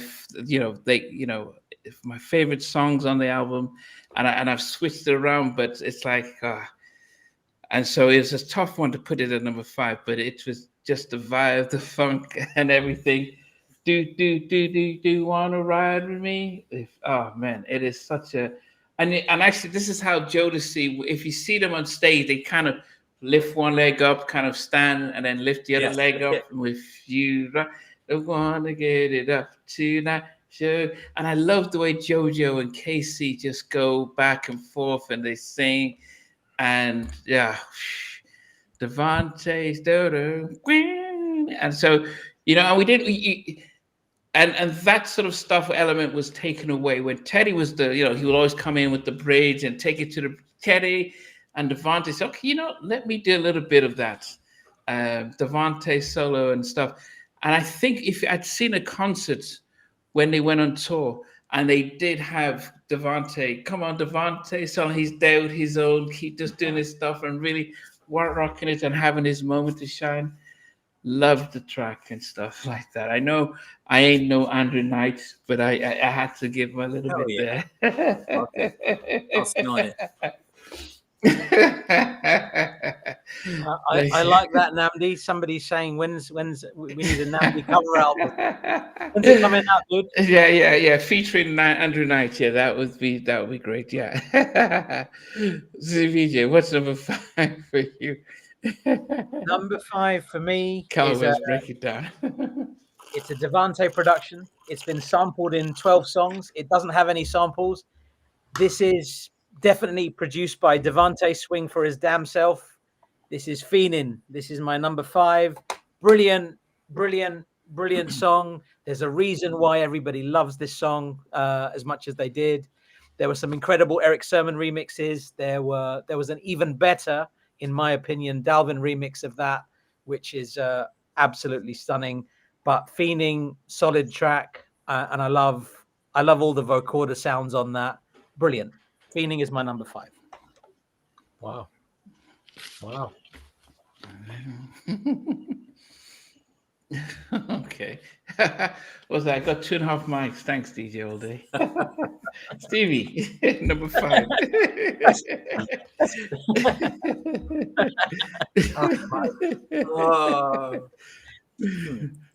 I'm just looking at 1993 as an actual year in terms of R&B sounds, and I always felt 93 was like a transition year. It was like, because from 94 onwards, the up-tempo side of R&B seemed to just disappear. We were just getting albums full of ballads. So 1993... Yeah, R. Kelly, man. That 12 played. We still had some G-Funk, and we also had like this, this Jeep bass sound, your Jeep sound. And I think some of the up-tempo tracks on this album, encompass that Jeep sound that everyone's running around with in 1993. Number 5 is You Got It, because it was a very heavy Jeep sound, colder on it. I thought this track was amazing. Heavy track. I really easily top 5 for me. Baby, you got it. Boom, boom, boom. Big rap from Redman. Deservedly was it a single in the US? I know it was a single in the UK with some terrible remixes. No. I thought it was a single. Can everyone understand? Yeah, it was a song I probably could have done without on the album. So it's a really the polar opposites of how we saw that track. I mean, I had it at number 13. I was almost like, well, it had to be somewhere, but it's the polar opposite. Yeah. Namdi, what's going to be interesting? At the end when we do the list that everybody's done together, I think that should be a fair representation of where these songs should be. But we are all over the place. All 4 of us are all over the place. Okay. Knight, what's your number 5? So you guys will notice I've resisted singing because Jodeci are singers. They're not like singers, they're like sangers. And I consider myself a singer. I'm not really a sanger, but I gotta say, to give justice to this song, back in the day I thought it was boring. Now that I'm older, I actually appreciate it. So here we go. If it sucks, oh well, I tried. I believe in love, and baby, you believe in love. So what about us? On and on till the break of dawn is on. Anyway, I love that. I wanna love you. Woo. I wanna love you. So I love What About Us, and now let's get to the remix. All right, so summer of 94. Got my wisdom teeth out. I am resting in bed, like just resting, right? My older brother bursts in and says, Andrew, come here. So I run in, and KML is playing the remix, and we couldn't tell who it was at first. We were like, girl, I'm reaching out my hand, trying to make you understand. Boom, girl, I want to be alone. I thought, is that BBD? Because it sounded a bit like Ricky. But then all of a sudden it's like, I believe in love. You believe in love.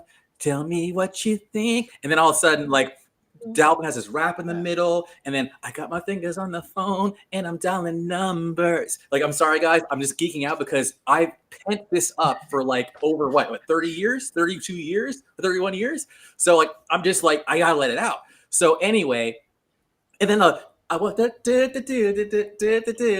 get on all through the night. Like, there's just so much. It was very like G-funk. It was very much listening to Jodeci. So anyway, whew. Okay, sorry guys. Like I can't. What About Us? Both versions are amazing. Yeah. The mature, like timeless version I just did, the album version, beautiful, right? But the remix should have been a video, and it should have been like, I think had like Uptown supported the group that should have been a video. It was dope. Anyway, it came out as a single in August of 1994, which says so much. Like, what? Like that's the third single, and the album dropped in December 93. What are you guys doing?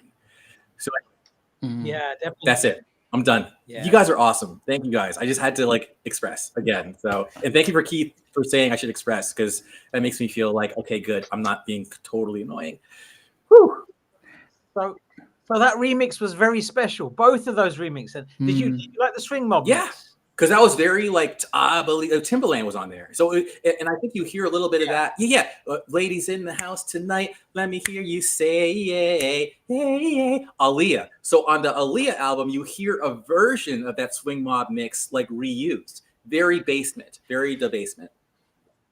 Yeah, brilliant. Those remixes were killer. Yes, he did on Fun.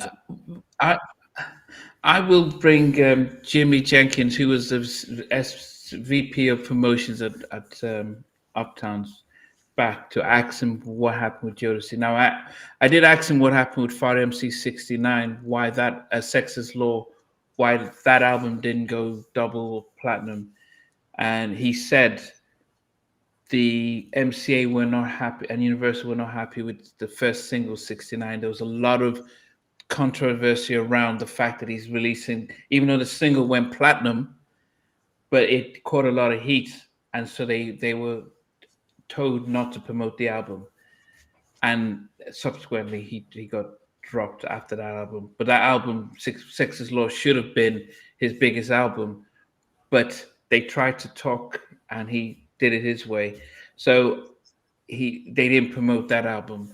I need to find out about Jodeci. I know from Daryl's point of view was the fact that they needed to sort out their money issue, but why MCA did not push it, we'll find that out.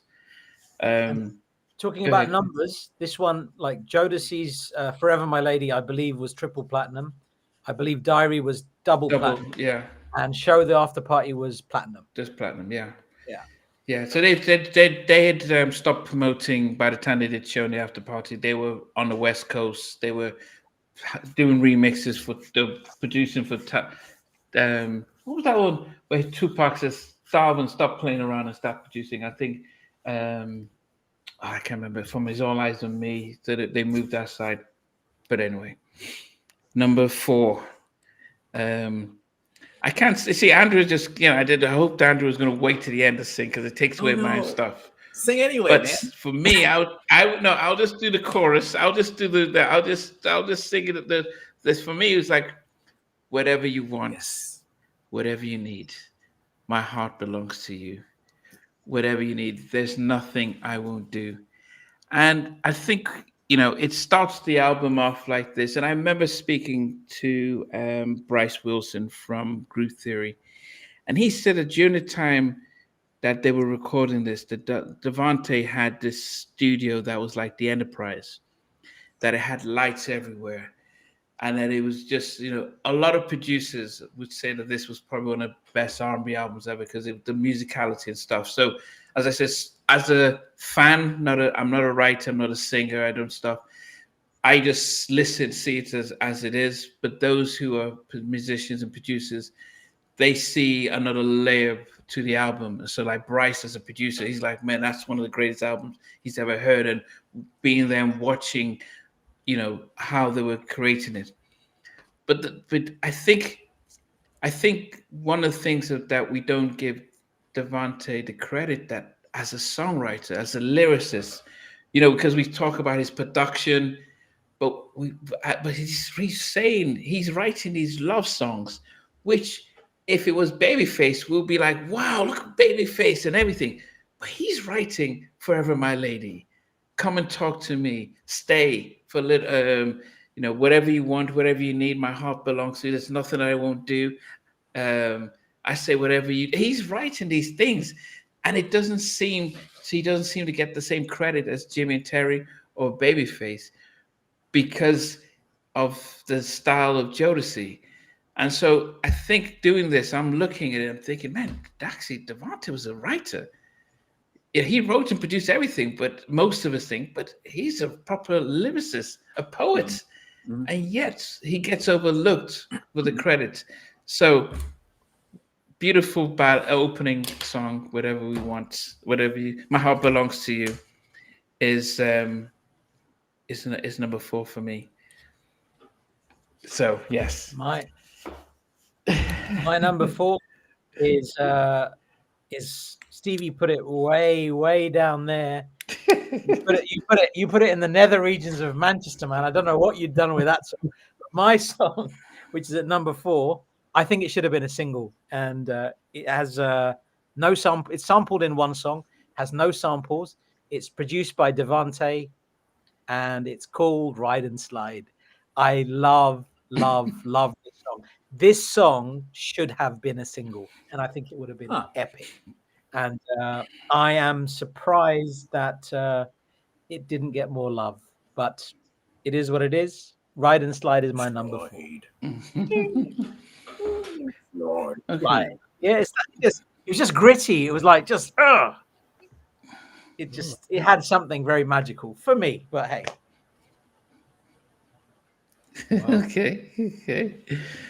Stevie, what's number 4 for you?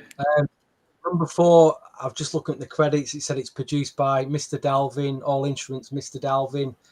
For any R&B producers out there now making R&B, or even making this trap and hip hop sound, where I don't know what it is, you've got an obsession with distortion in your tracks. Your mix and mastering levels are far too high, and it's just destroying whoever's singing or rapping on the track, because it's almost like the files are corrupted with this distortion.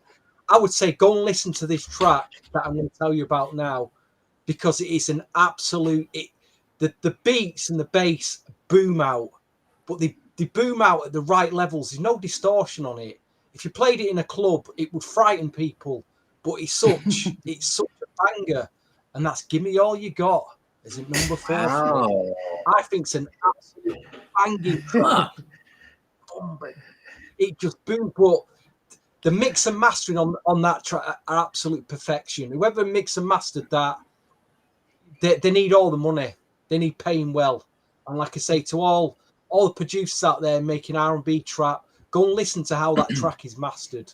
The way it booms out. There's no distortion in it, but it's bass heavy enough to really hit you hard. But give me all you got's a banger, absolute banger.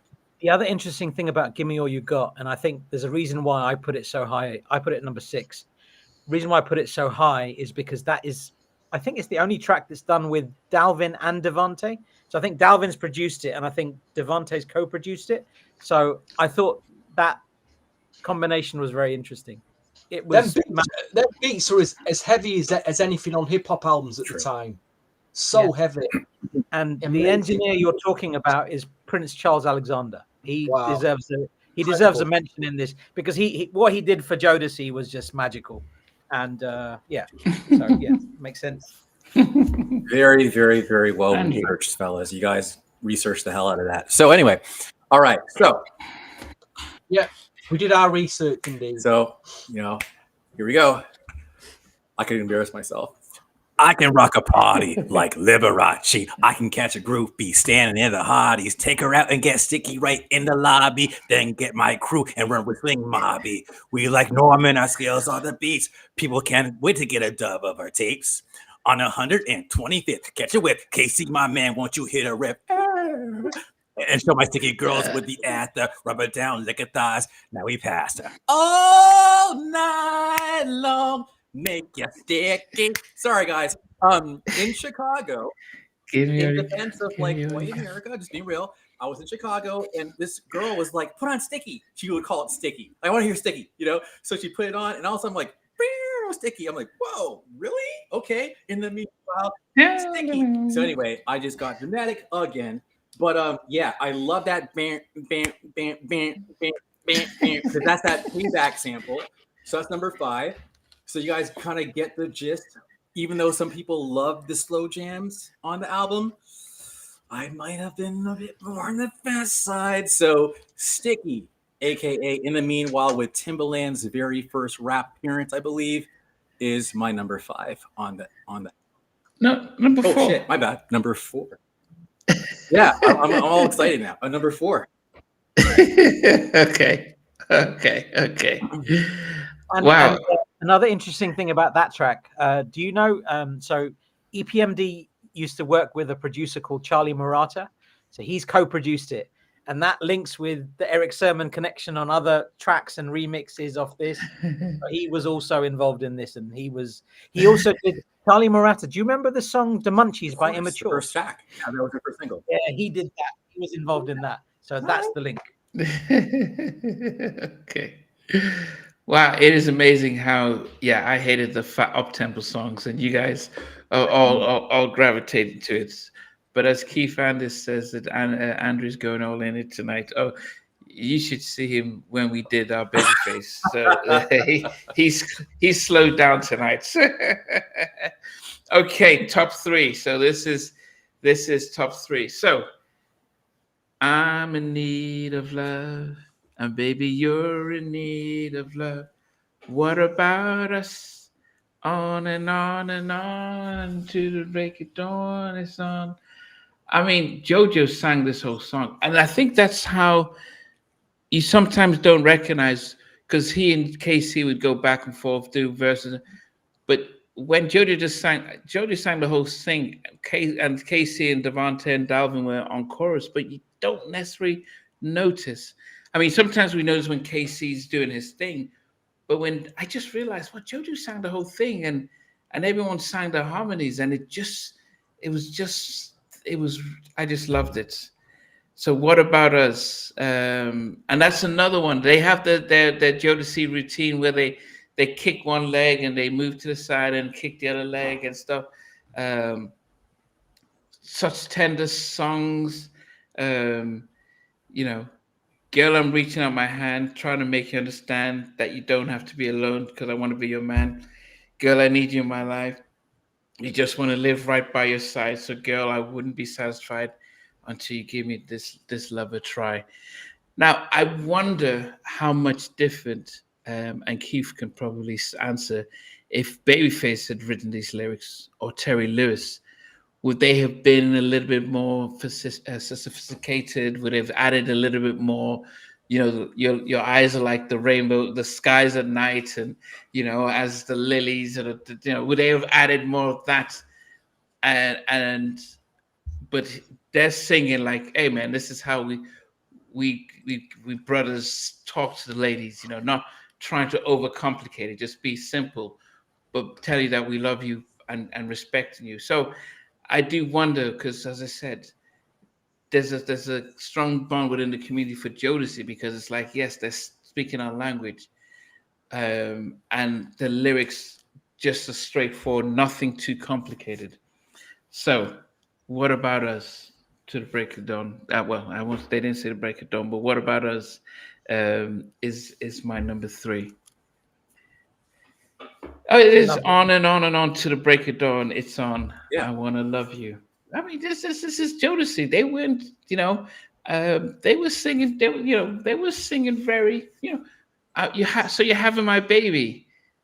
That is, for my lady. That's like the kind of language that when I moved to the States, I was like, damn, this is how people were talking. Like, hey, aren't you coming to school now? My girl's having my baby, man. I have to go get a job. I'm like, wow, damn, just like the song. Yeah, go ahead. It's interesting, like with What About Us and Cry for You, and like maybe like a handful of songs on this album, they kind of feel like the lyrics are very much in line with what Forever My Lady was like in line with that album. But there's a lot of lyrics. Somebody mentioned that Ride and Slide, the lyrics were tacky on that song. And I found, like, I know a lot of Jodeci fans that struggle to listen to the lyrics of Jodeci songs now, off this album and off the last album. The show, the After Party album, because the lyrics are they're just a bit too much. Does that make sense? I don't know if that makes sense to you guys. Yeah, I think the show and After Party probably, they didn't move with the times as much as, say, this one still stayed. And what Keith is saying that, because Face and generationally they're older, so they write differently, and that's what he was saying. I think Dalvin, think about Jermaine Dupri, ballads. They write their second generation. You know, I don't know what generation we talk about, but they write language that we could generally understand and are straight to the point. As some people are saying, they're not overdoing it. Yeah. Okay. Yep. My number 3 is also produced by Devante. It has no samples. It has been sampled in 25 songs, and it's brilliant. I recently discovered a 2 acetate test pressing of this, and the song is "My Heart Belongs to You." I absolutely love this album. It's perfect. If you're going to start an album, you start with a big song, and I think "My Heart Belongs to You" is absolutely it. It's epic. It's a big production. The vocals are fantastic. The harmonizing is ridiculous. It should have been a single. Sure, people will argue that it was a single in Europe, but it wasn't promoted properly. This should have been had a video. Should have had so much more. My Heart Belongs to You is reluctantly at number 3, but it's a fantastic song. Yeah, I had it at number 4, but yes, I mean, I don't understand. If you think about the Future album, I think they released 7 singles. You wonder what, why they just did, why they just dropped the ball on this. Okay. Low tone composed says Jodeci would talk like they were only fans. Oh, good. Stevie, number 3. God, I almost want to change my number 1 after hearing what VJ just said about that track. But my number 3 for me should have been the opening single. It shouldn't have been "Cry for You." This track, if there's any track that relates to the first album, it's definitely "My Heart Belongs to You." It really does relate to the first album. It's the number 3, and I'm thinking, damn, maybe I should have put this at number 1. I don't know, but it's what a track. Like you said it all, BJ. I don't need to say anymore, mate. But it should have been the only thing I'll add. It should have been the lead off single, and it would have been massive. Absolutely massive. This will be interesting for some of the collectors. On that test pressing, there's one version. I think it's called the Black Radio Mix, and there is a different intro. It's like 10 seconds. It's just a different intro, and that's the only difference on anything on that record. But yeah, just for those collectors out there, if they find that interesting. Okay, Andrew, back to you. All right, so this is why I went like this when you told me you're number 13, because "Baby Take It Off" for JoJo, "Baby Take It Off" for Mr. Dow, "Baby Take It Off" for KC. No, "Baby Take It Off" for me. So "Baby Take It Off, take it off. Can you make me?" Whoa. Okay. Anyways, moving right along. So the lyrics are, I didn't realize that's what he said. Anyway, "You Got It." Sorry, guys. And the thing that really kind of annoyed me about "You Got It" was that whole Wendy Williams intro. Now, Wendy Williams obviously a bigger deal, but they should have made that, because I basically have to forward before it gets to the, and I'm always, it's never starting right at where I want it to be. But I like that ba-boom boom, ba-boom boom boom doom doom doom boom boom, and then music starts, and then "Baby, you got it." It has a kind of a funk, like a Roger and Zapp vibe to it. I just love this song. It's adrenaline. So it is my number 3. No one, again, for some reason, whether it's "Gotta Love," whether it's "You Got It," whatever, I feel like people did not want to hear up tempos from Jodeci. But to me, it was like Jodeci trying to do their "let's go through their motions," on that energy, and I accepted it. I liked it, but apparently I might be alone. Again, no pun intended.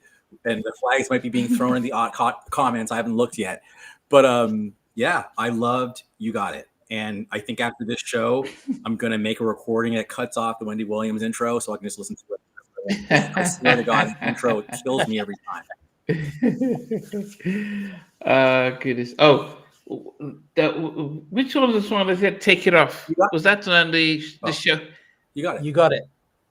No. I think it's the show and after party where "Baby Take It Off" for KC, "Baby Take It Off" for JoJo. I think that's the show and after. Yeah, because basically it's a little bad because after the Wendy intro, there's another interview and they're being kind of bad because they're like, man, just take that ish off, right? Like get naked, baby, damn. That's what JoJo says. And then it goes into You Got It. And so it's again, that's why what's his name, Devontae and Vibe was like, I don't know why people are calling us sexist and all that, because when you listen to like Cry For You, I'm crying for this B, but he says B, right? So it's just kind of like you're contradicting yourself, dude. Like, yeah, if you're all your lyrics are begging, but then you're using word like B in the interview, so stop it, But anyway, they were morphing from nice and gentle and lyric-y to the whole hip hop misogyny thing. That was definitely there. So again, I'm not. And again, one thing just in my defense, like I am not necessarily a lyric guy per se. I'm about vibes and music. So even when I recited those lyrics and he said, "Please make me," I stopped right there because I'm like, that's not my energy. I just liked the cadence. And anyways, don't apologize for yourself, Andrew. Just be real. So I love You Got It. I'm gonna park it now and just let the podcast keep moving. I've just seen rough mixes on. Ross Mortimer's on. Hello, Rough Mix. How are you doing? Okay, so top two. So yeah, this song, when if I listen to it now in my car, it doesn't do it justice. So going back to 93, back in the day, and this is for anyone that's in the States at this time, you would normally go into your Best Buy and you'd buy a card CD player, which you can pull out and then stick it in. And sometimes you could just, if you wanted to keep it safe, you just take away the face of it. And then you can have these big booming speakers at the back of your car. And some songs, especially in the 90s, the bass that comes out from the songs are amplified by having a massive bass system in your car. And to appreciate this song, you need to have that whole thing set up, because the bass that booms out from Alone is, I'm listening to my car, I'm like, nah, it doesn't catch it, because it has that part where it catch baby, don't on the phone, boom, boom, boom, boom, boom, boom, and until you have your system with the bass on, you can't really appreciate it. And maybe if you're in the club, but it's just, boom, I want to hear you moan, let be alone, doom, doom, doom, doom. Ah. And then you have Daryl Pearson on the guitar. Oh goodness! And so when I spoke to Kenny Whitehead, and they did their 187, and he says, "Yeah, look, man, we didn't sample Alone, but we understood how the Daryl Pearson's guitar thing really made a difference, and so we took some of that element and put the guitar stuff in 187." Especially Daryl Pearson, who went on to be a producer in his own right after this stuff. But I just love Alone. I just love the whole structure of the song and the whole thing, and that's my second favorite song. Big tune on the man. album. Big tune. Are they the ghetto anthem, the real man's anthem? The ghetto anthem. Yeah, love the track. So it is number 2 for me. VJ, what just makes it number 2 for you? My number 2 is a Devontae production. It has no samples. It's been sampled in 12 songs. I didn't like it very much when it came out. I have to be honest. It was the first single, and I didn't get it at the time. And it felt, as we talked about earlier, it felt like Michael Jackson and Saida Garrett's I Just Can't Stop Loving You. Why was that the first single? That's what I was thinking for both of these songs.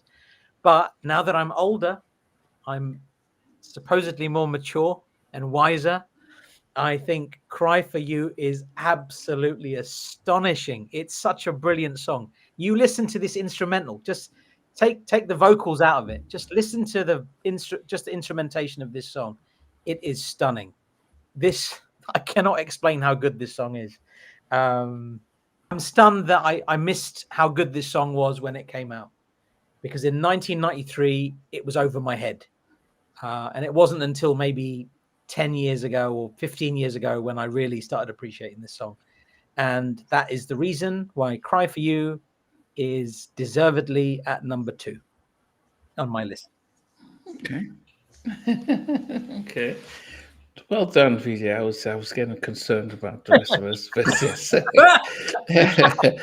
So obviously, it was discarded like it was. I have a look back at this, but and even in the comments, so people, yeah. Go on, Stevie. What's number 2 for you? This is the song in it where it says you take all my money, my car, and all that. Feenin. That's the song where if you did all that for a woman, you'd probably end up homeless and broke. But number two, remember this, guys. Remember this bit of a tip for your ear. If you stay single, you save money. As a man, you save money. Because I'll tell you this much now, ladies, get into relationships for one of these reasons, and one of them is to save money. Right then, number 2 is Feenin. Okay. Great. So you're going to give up everything just for one night. It's a very simping type track. If I look back now, but it's still a great track. You're in there, if it ain't easy kind of mold on this. It's a great track. So number 2. Okay. Andrew, what's number 2 for you? All right. So actually, I am very much in line with pretty much everything you said. I just verified it. So even the way the song starts, it feels like a plane, like in the air, right? And then all of a sudden you hear Devontae say, "Lay back, baby. We're about to take you to LA." So all of a sudden it's just like, and it's like, and it's all of a sudden it's just like doom, doom, doom, doom, doom, doom, doom, doom, doom, doom, the drums, that G funk, alone is the one, mother effers. Like, and yes, that special lady, boom, boom, I'm fucking boom, boom, boom, boom, boom, boom, boom, the doom, boom, boom, boom, boom, boom. Why was that not a single? Like, to me, that was the one. Like it should have been the third single. Like, I mean, it should have been a video and everything, because it was right in the heart. And you could have had Snoop like just come on and just rap on there. Oh, yeah. Come on. Yeah. So let's be alone. Like, it is a crime that song was not a single. My fucking goosebumps are on fleek right now. Like, woo! Number 2 for me. If you guys have big bass, I don't even know if they do them anymore, but you could have them. I'm saying you need to wait to boom, boom, and it just like shakes the whole car. I'm like, oh man, let's get alone. Oh, I'm with you. Oh yeah. Okay. Wow. So we've come down. So I'm just gonna go down from number 13 before I get to number 1. So I start off number 13 is You Got It featuring Redman. Number 12 was In the Meantime Mario featuring Timbaland. Number 11 was Give Me All You Got. Number 10 was Won't Waste You with Missy. I'll Waste Your Time. Number 9 was Jodeci Hotline Part 1. So the first half of that song. Number 8 was Success. Number 7 was Sweaty. Number 6 was Feeling. Number 5 was Ride and Slide. Number 4 was My Heart Belongs to You. Number 3 was What About Us. Number 2 was Alone. And I goodness. It's been an hour since you've been gone. That's too long, so come back home. I can't live without you, so I'll cry for you. I'll do anything that I can to feel that touch from your hand. Sorry that I want you. Lady, what can I do? Guys, you know everything to me. Do you want me? Would I do anything? I'll be on my knees. What else can I do? I'm telling you, I love. To me, this was the perfect. When they came out with this, I'm like, oh my goodness, this is Forever My Lady Part 2. This is, and I'm a sucker for songs of men being humble, saying, yeah, you know what, baby, I got it wrong. What can I do? I'm sorry. You know, don't leave me. Forgive me. Because they work. Anytime, Blackstreet had "Don't Leave Me," they went to #1. I apologize. Anytime you come up with stuff on a song like that, it will get to #1 because women loved. Oh, this guy's being humble, and men like, oh man, he's singing the song that I can play for my girl. Like you can leave this on the answer machine, and it's like, yeah, this is what I'm trying to say, but I don't know how to say it, so I'm just gonna play you this song. I think this was just shows a side of Jodeci. Lady, I will cry for you tonight. You know, yeah, I cry for you to me is, and when I first time I spoke to Dalvin, I said, Dalvin, what's your favorite song? And he was going all around. I said, look, man, cry for you. And he said, yeah, cry for you me is his favorite. And I said, that's your best song, as much as I like Lady, Forever My Lady and all that stuff. But I think Cry For You is that song that really says what sometimes guys can't say, and you can put it in the song. Just a shame it doesn't work out in real life. Hey, I'm telling you, back in the 90s, you just played a song. You didn't have, just played a song. Unfortunately, begging for a woman, crying for a woman. Wrong way to go, guys. No, because I don't. Wrong way to go. But I don't know if I don't. Well, it's know. a great track. If, it is. I'm not going to say it isn't a great. It is a great track, but just a shame it don't work in real life. And I know it's hard for you to hear that. It's a hard opinion to hear, but just look into that opinion deeply. It's hard for you to. No, it's all. I would say that it is. Because it hits deep sometimes. Not necessarily Collins saying, baby, I'm begging, baby, I'm begging, baby. Even when we had Michael Jackson's Lady in My Life, songs that show vulnerability for men. Unfortunately, guys aren't becoming vulnerable when they sing. Even Maxwell, Woman's Worth, R. Kelly track. But guys aren't getting vulnerable anymore. And because maybe they don't think it sells. But that's why this song has always been a powerful song for me. Is just the fact that songs that talk bring vulnerability, and this was an amazing track and stuff like that. So my favorite Jodeci song ever, but also a favorite on this album. Good choice, now. And in line with what you just said there, Stevie, I think you have a part of a point there, but I think it, like in relationships, any type of relationships that we have, it's down to frequencies. And if our frequency measures up with somebody, you can beg and it's acceptable. If your frequencies don't measure up, then you come across like a little bit of a dick. It doesn't matter. I mean, it just depends on the frequency. If the frequency is right, you can connect with anybody on any level. It just, and that's the hard part. That is the hard part, finding somebody that's on that frequency. And melodic, I think it's just the way the song is. I mean, I think the IK was a nice song, but it was, I think it was too old school. I just love vocally how this one sounds. I love just how it sounds. I love the production. I love the simplicity of what has been written. And we spoke about if Terry Lewis had written this, it would have been, a lot more dynamics in there for Babyface. But this just sounded like guys, this sounded like a guy writing stuff that I probably could write or say. Yeah. Do girls take it seriously, Victoria? Hey, back in the day, I don't know about now. I can only talk about when this came out back in the 90s and 80s and stuff. I can't talk about 2025 if women take these songs and lyrics as seriously as they did back then. But anyway, VJ, 13 down 13 to down 1. to 1. Claude, good choices, by the way. You'll see why I think your choices are good in a second. So number 13, I picked Jodeci Hotline. If the first part was more of the song, it was way up there. Andrew and Stevie, please listen to that first 2 minutes again. You will love it. It's nuts. Number 12, Won't Waste You. Number 11, Sweaty.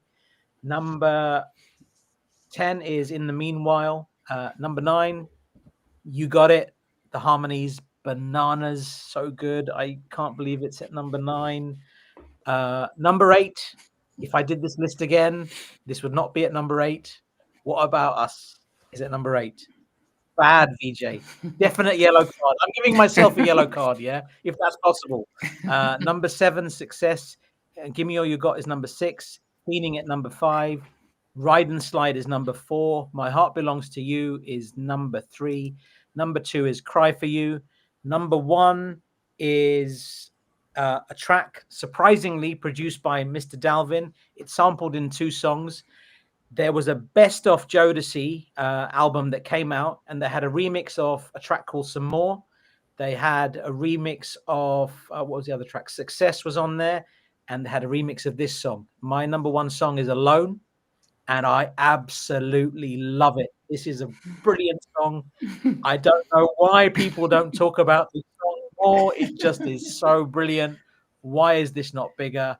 I love it. I didn't understand that remix, by the way. So Dalvin remix on that best of, right? It's like he's got some maracas out and he's just added some maracas on the song. It makes no sense as a remix, but the original version, absolutely stunning. And my number 1 is Alone.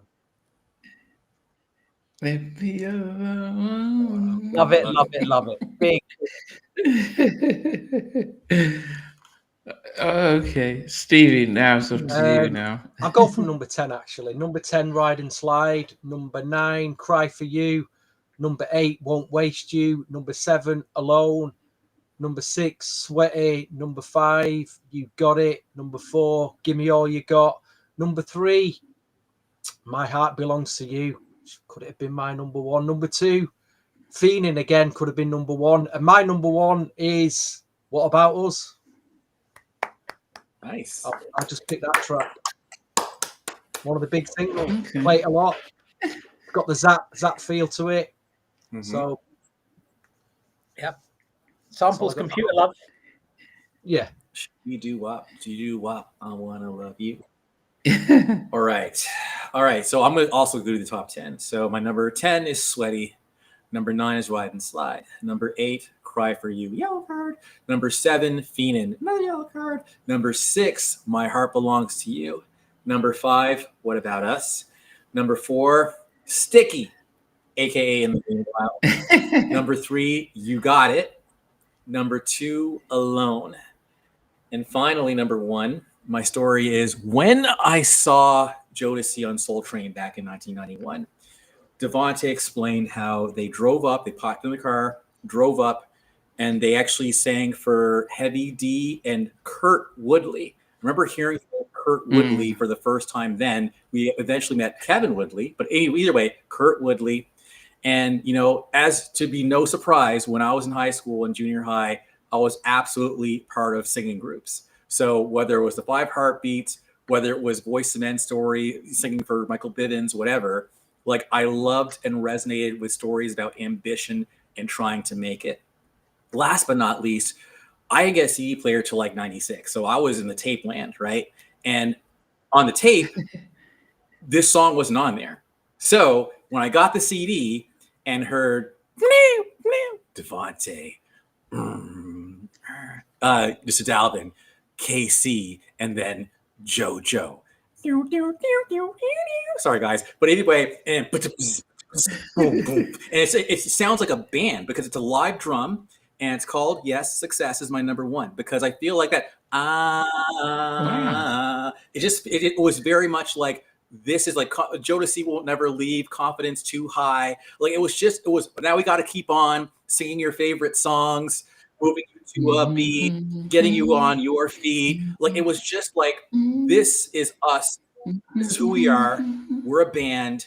and we are just here, and we're going to keep going on, you know. But you know, like leaving our family behind, it was so sad when we said, "Mama, we gone." Like it was just, it just really, yeah. I don't know. I just, it's a personal thing, but I can relate to the feeling of ambition and proceeding without, even though you're scared, going forward anyway. So for me, my personal favorite song off the album is Success, and I would have loved to see it as a single as well. So Success and Alone were my tracks. So that's it. I got nothing left. I got nothing left to share. My heart is all out on the table for the interview. Hey, Keith.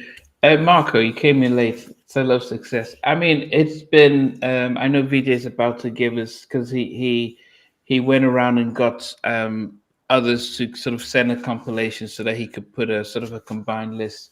So just before he gives it to that, it's been interesting that we've been somewhat varied today with our songs. I think in some cases we've loved the different sides. So Stevie was more into some of the up tempo sides of it.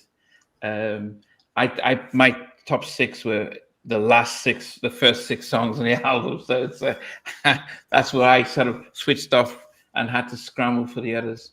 So it's been an interesting balance and stuff. But anyway, so just before we wrap up, VJ, do you want to give us the others and see what the top 10 was from everyone? So before I do that, I mentioned Feenin. There's a Dalvin remix, and it's harder to come by than I thought. It's very hard to come by, but I've just seen on the cassette maxi single, the Mr. Dalvin mix, the radio mix is on there. So if you haven't got that mix and you want to get it, it is on this cassette. So worth a look. Thank you to Deland, Zach, Urban Music Showcase, Brandon, Soul Guru, Renge, and everybody else that submitted their lists. So this is the list I wish I had submitted, because now that I look at this list, this is perfect. This is a combined list. So at number 13, it's Jodeci Hotline. Number 12 is Won't Waste You. Number 11 is Give Me All You Got. Number 10, I'm sorry, Andrew, Success. Number 9, Ride and Slide. Number 8, Sweaty. Number 7, In the Meanwhile. Number 6, You Got It. Wow. And the top 5 from everybody that submitted lists, number 5 is Feenin. Number 4 is Alone. Oh. Number 3 is Cry For You. I was wrong. Number 2 is What About Us. Number 1 from Diary of a Madband is My Heart Belongs to You. Great, great choice. I love it. I love this list. I wish I'd thought of that list. But that's your lot. Yeah.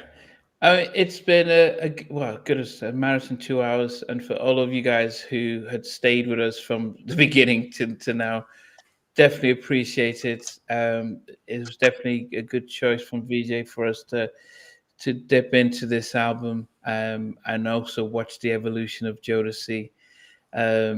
So we've got our list, and we will be back in a couple of weeks when we tackle the sum of 88.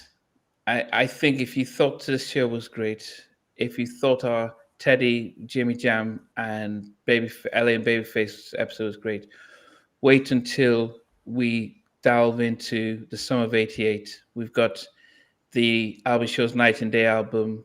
We have Troop's debut album. We've got Guy's debut album. We've got Don't Be Cruel album, and we've got Any Heartbreak album.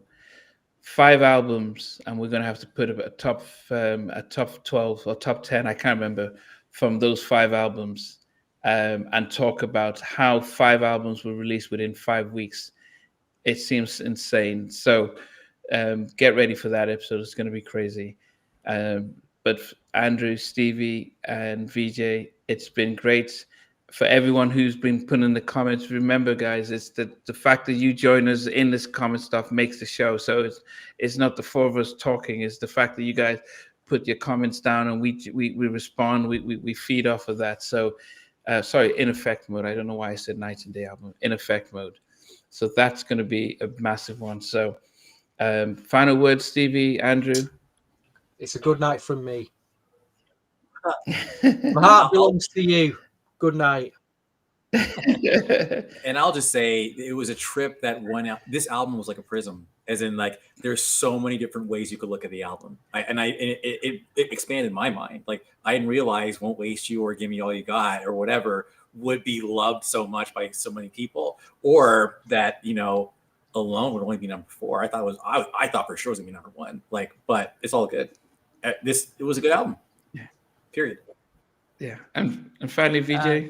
The one thing I will say, just to wrap up from my side, is I used to always fluctuate between whether I preferred Diary of a Madman or if I preferred Forever My Lady, always back and forth.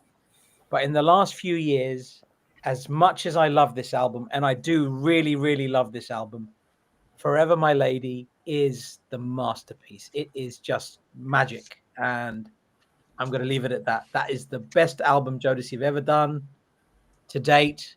I have to say that. I don't know. Maybe they've got something else in the thing. I don't know. But yeah, that's it. Forever My Lady's the one. All right. See you guys in a couple of weeks. Bye. Hey guys, thanks for watching. Thanks for being a part of Halftime Chat.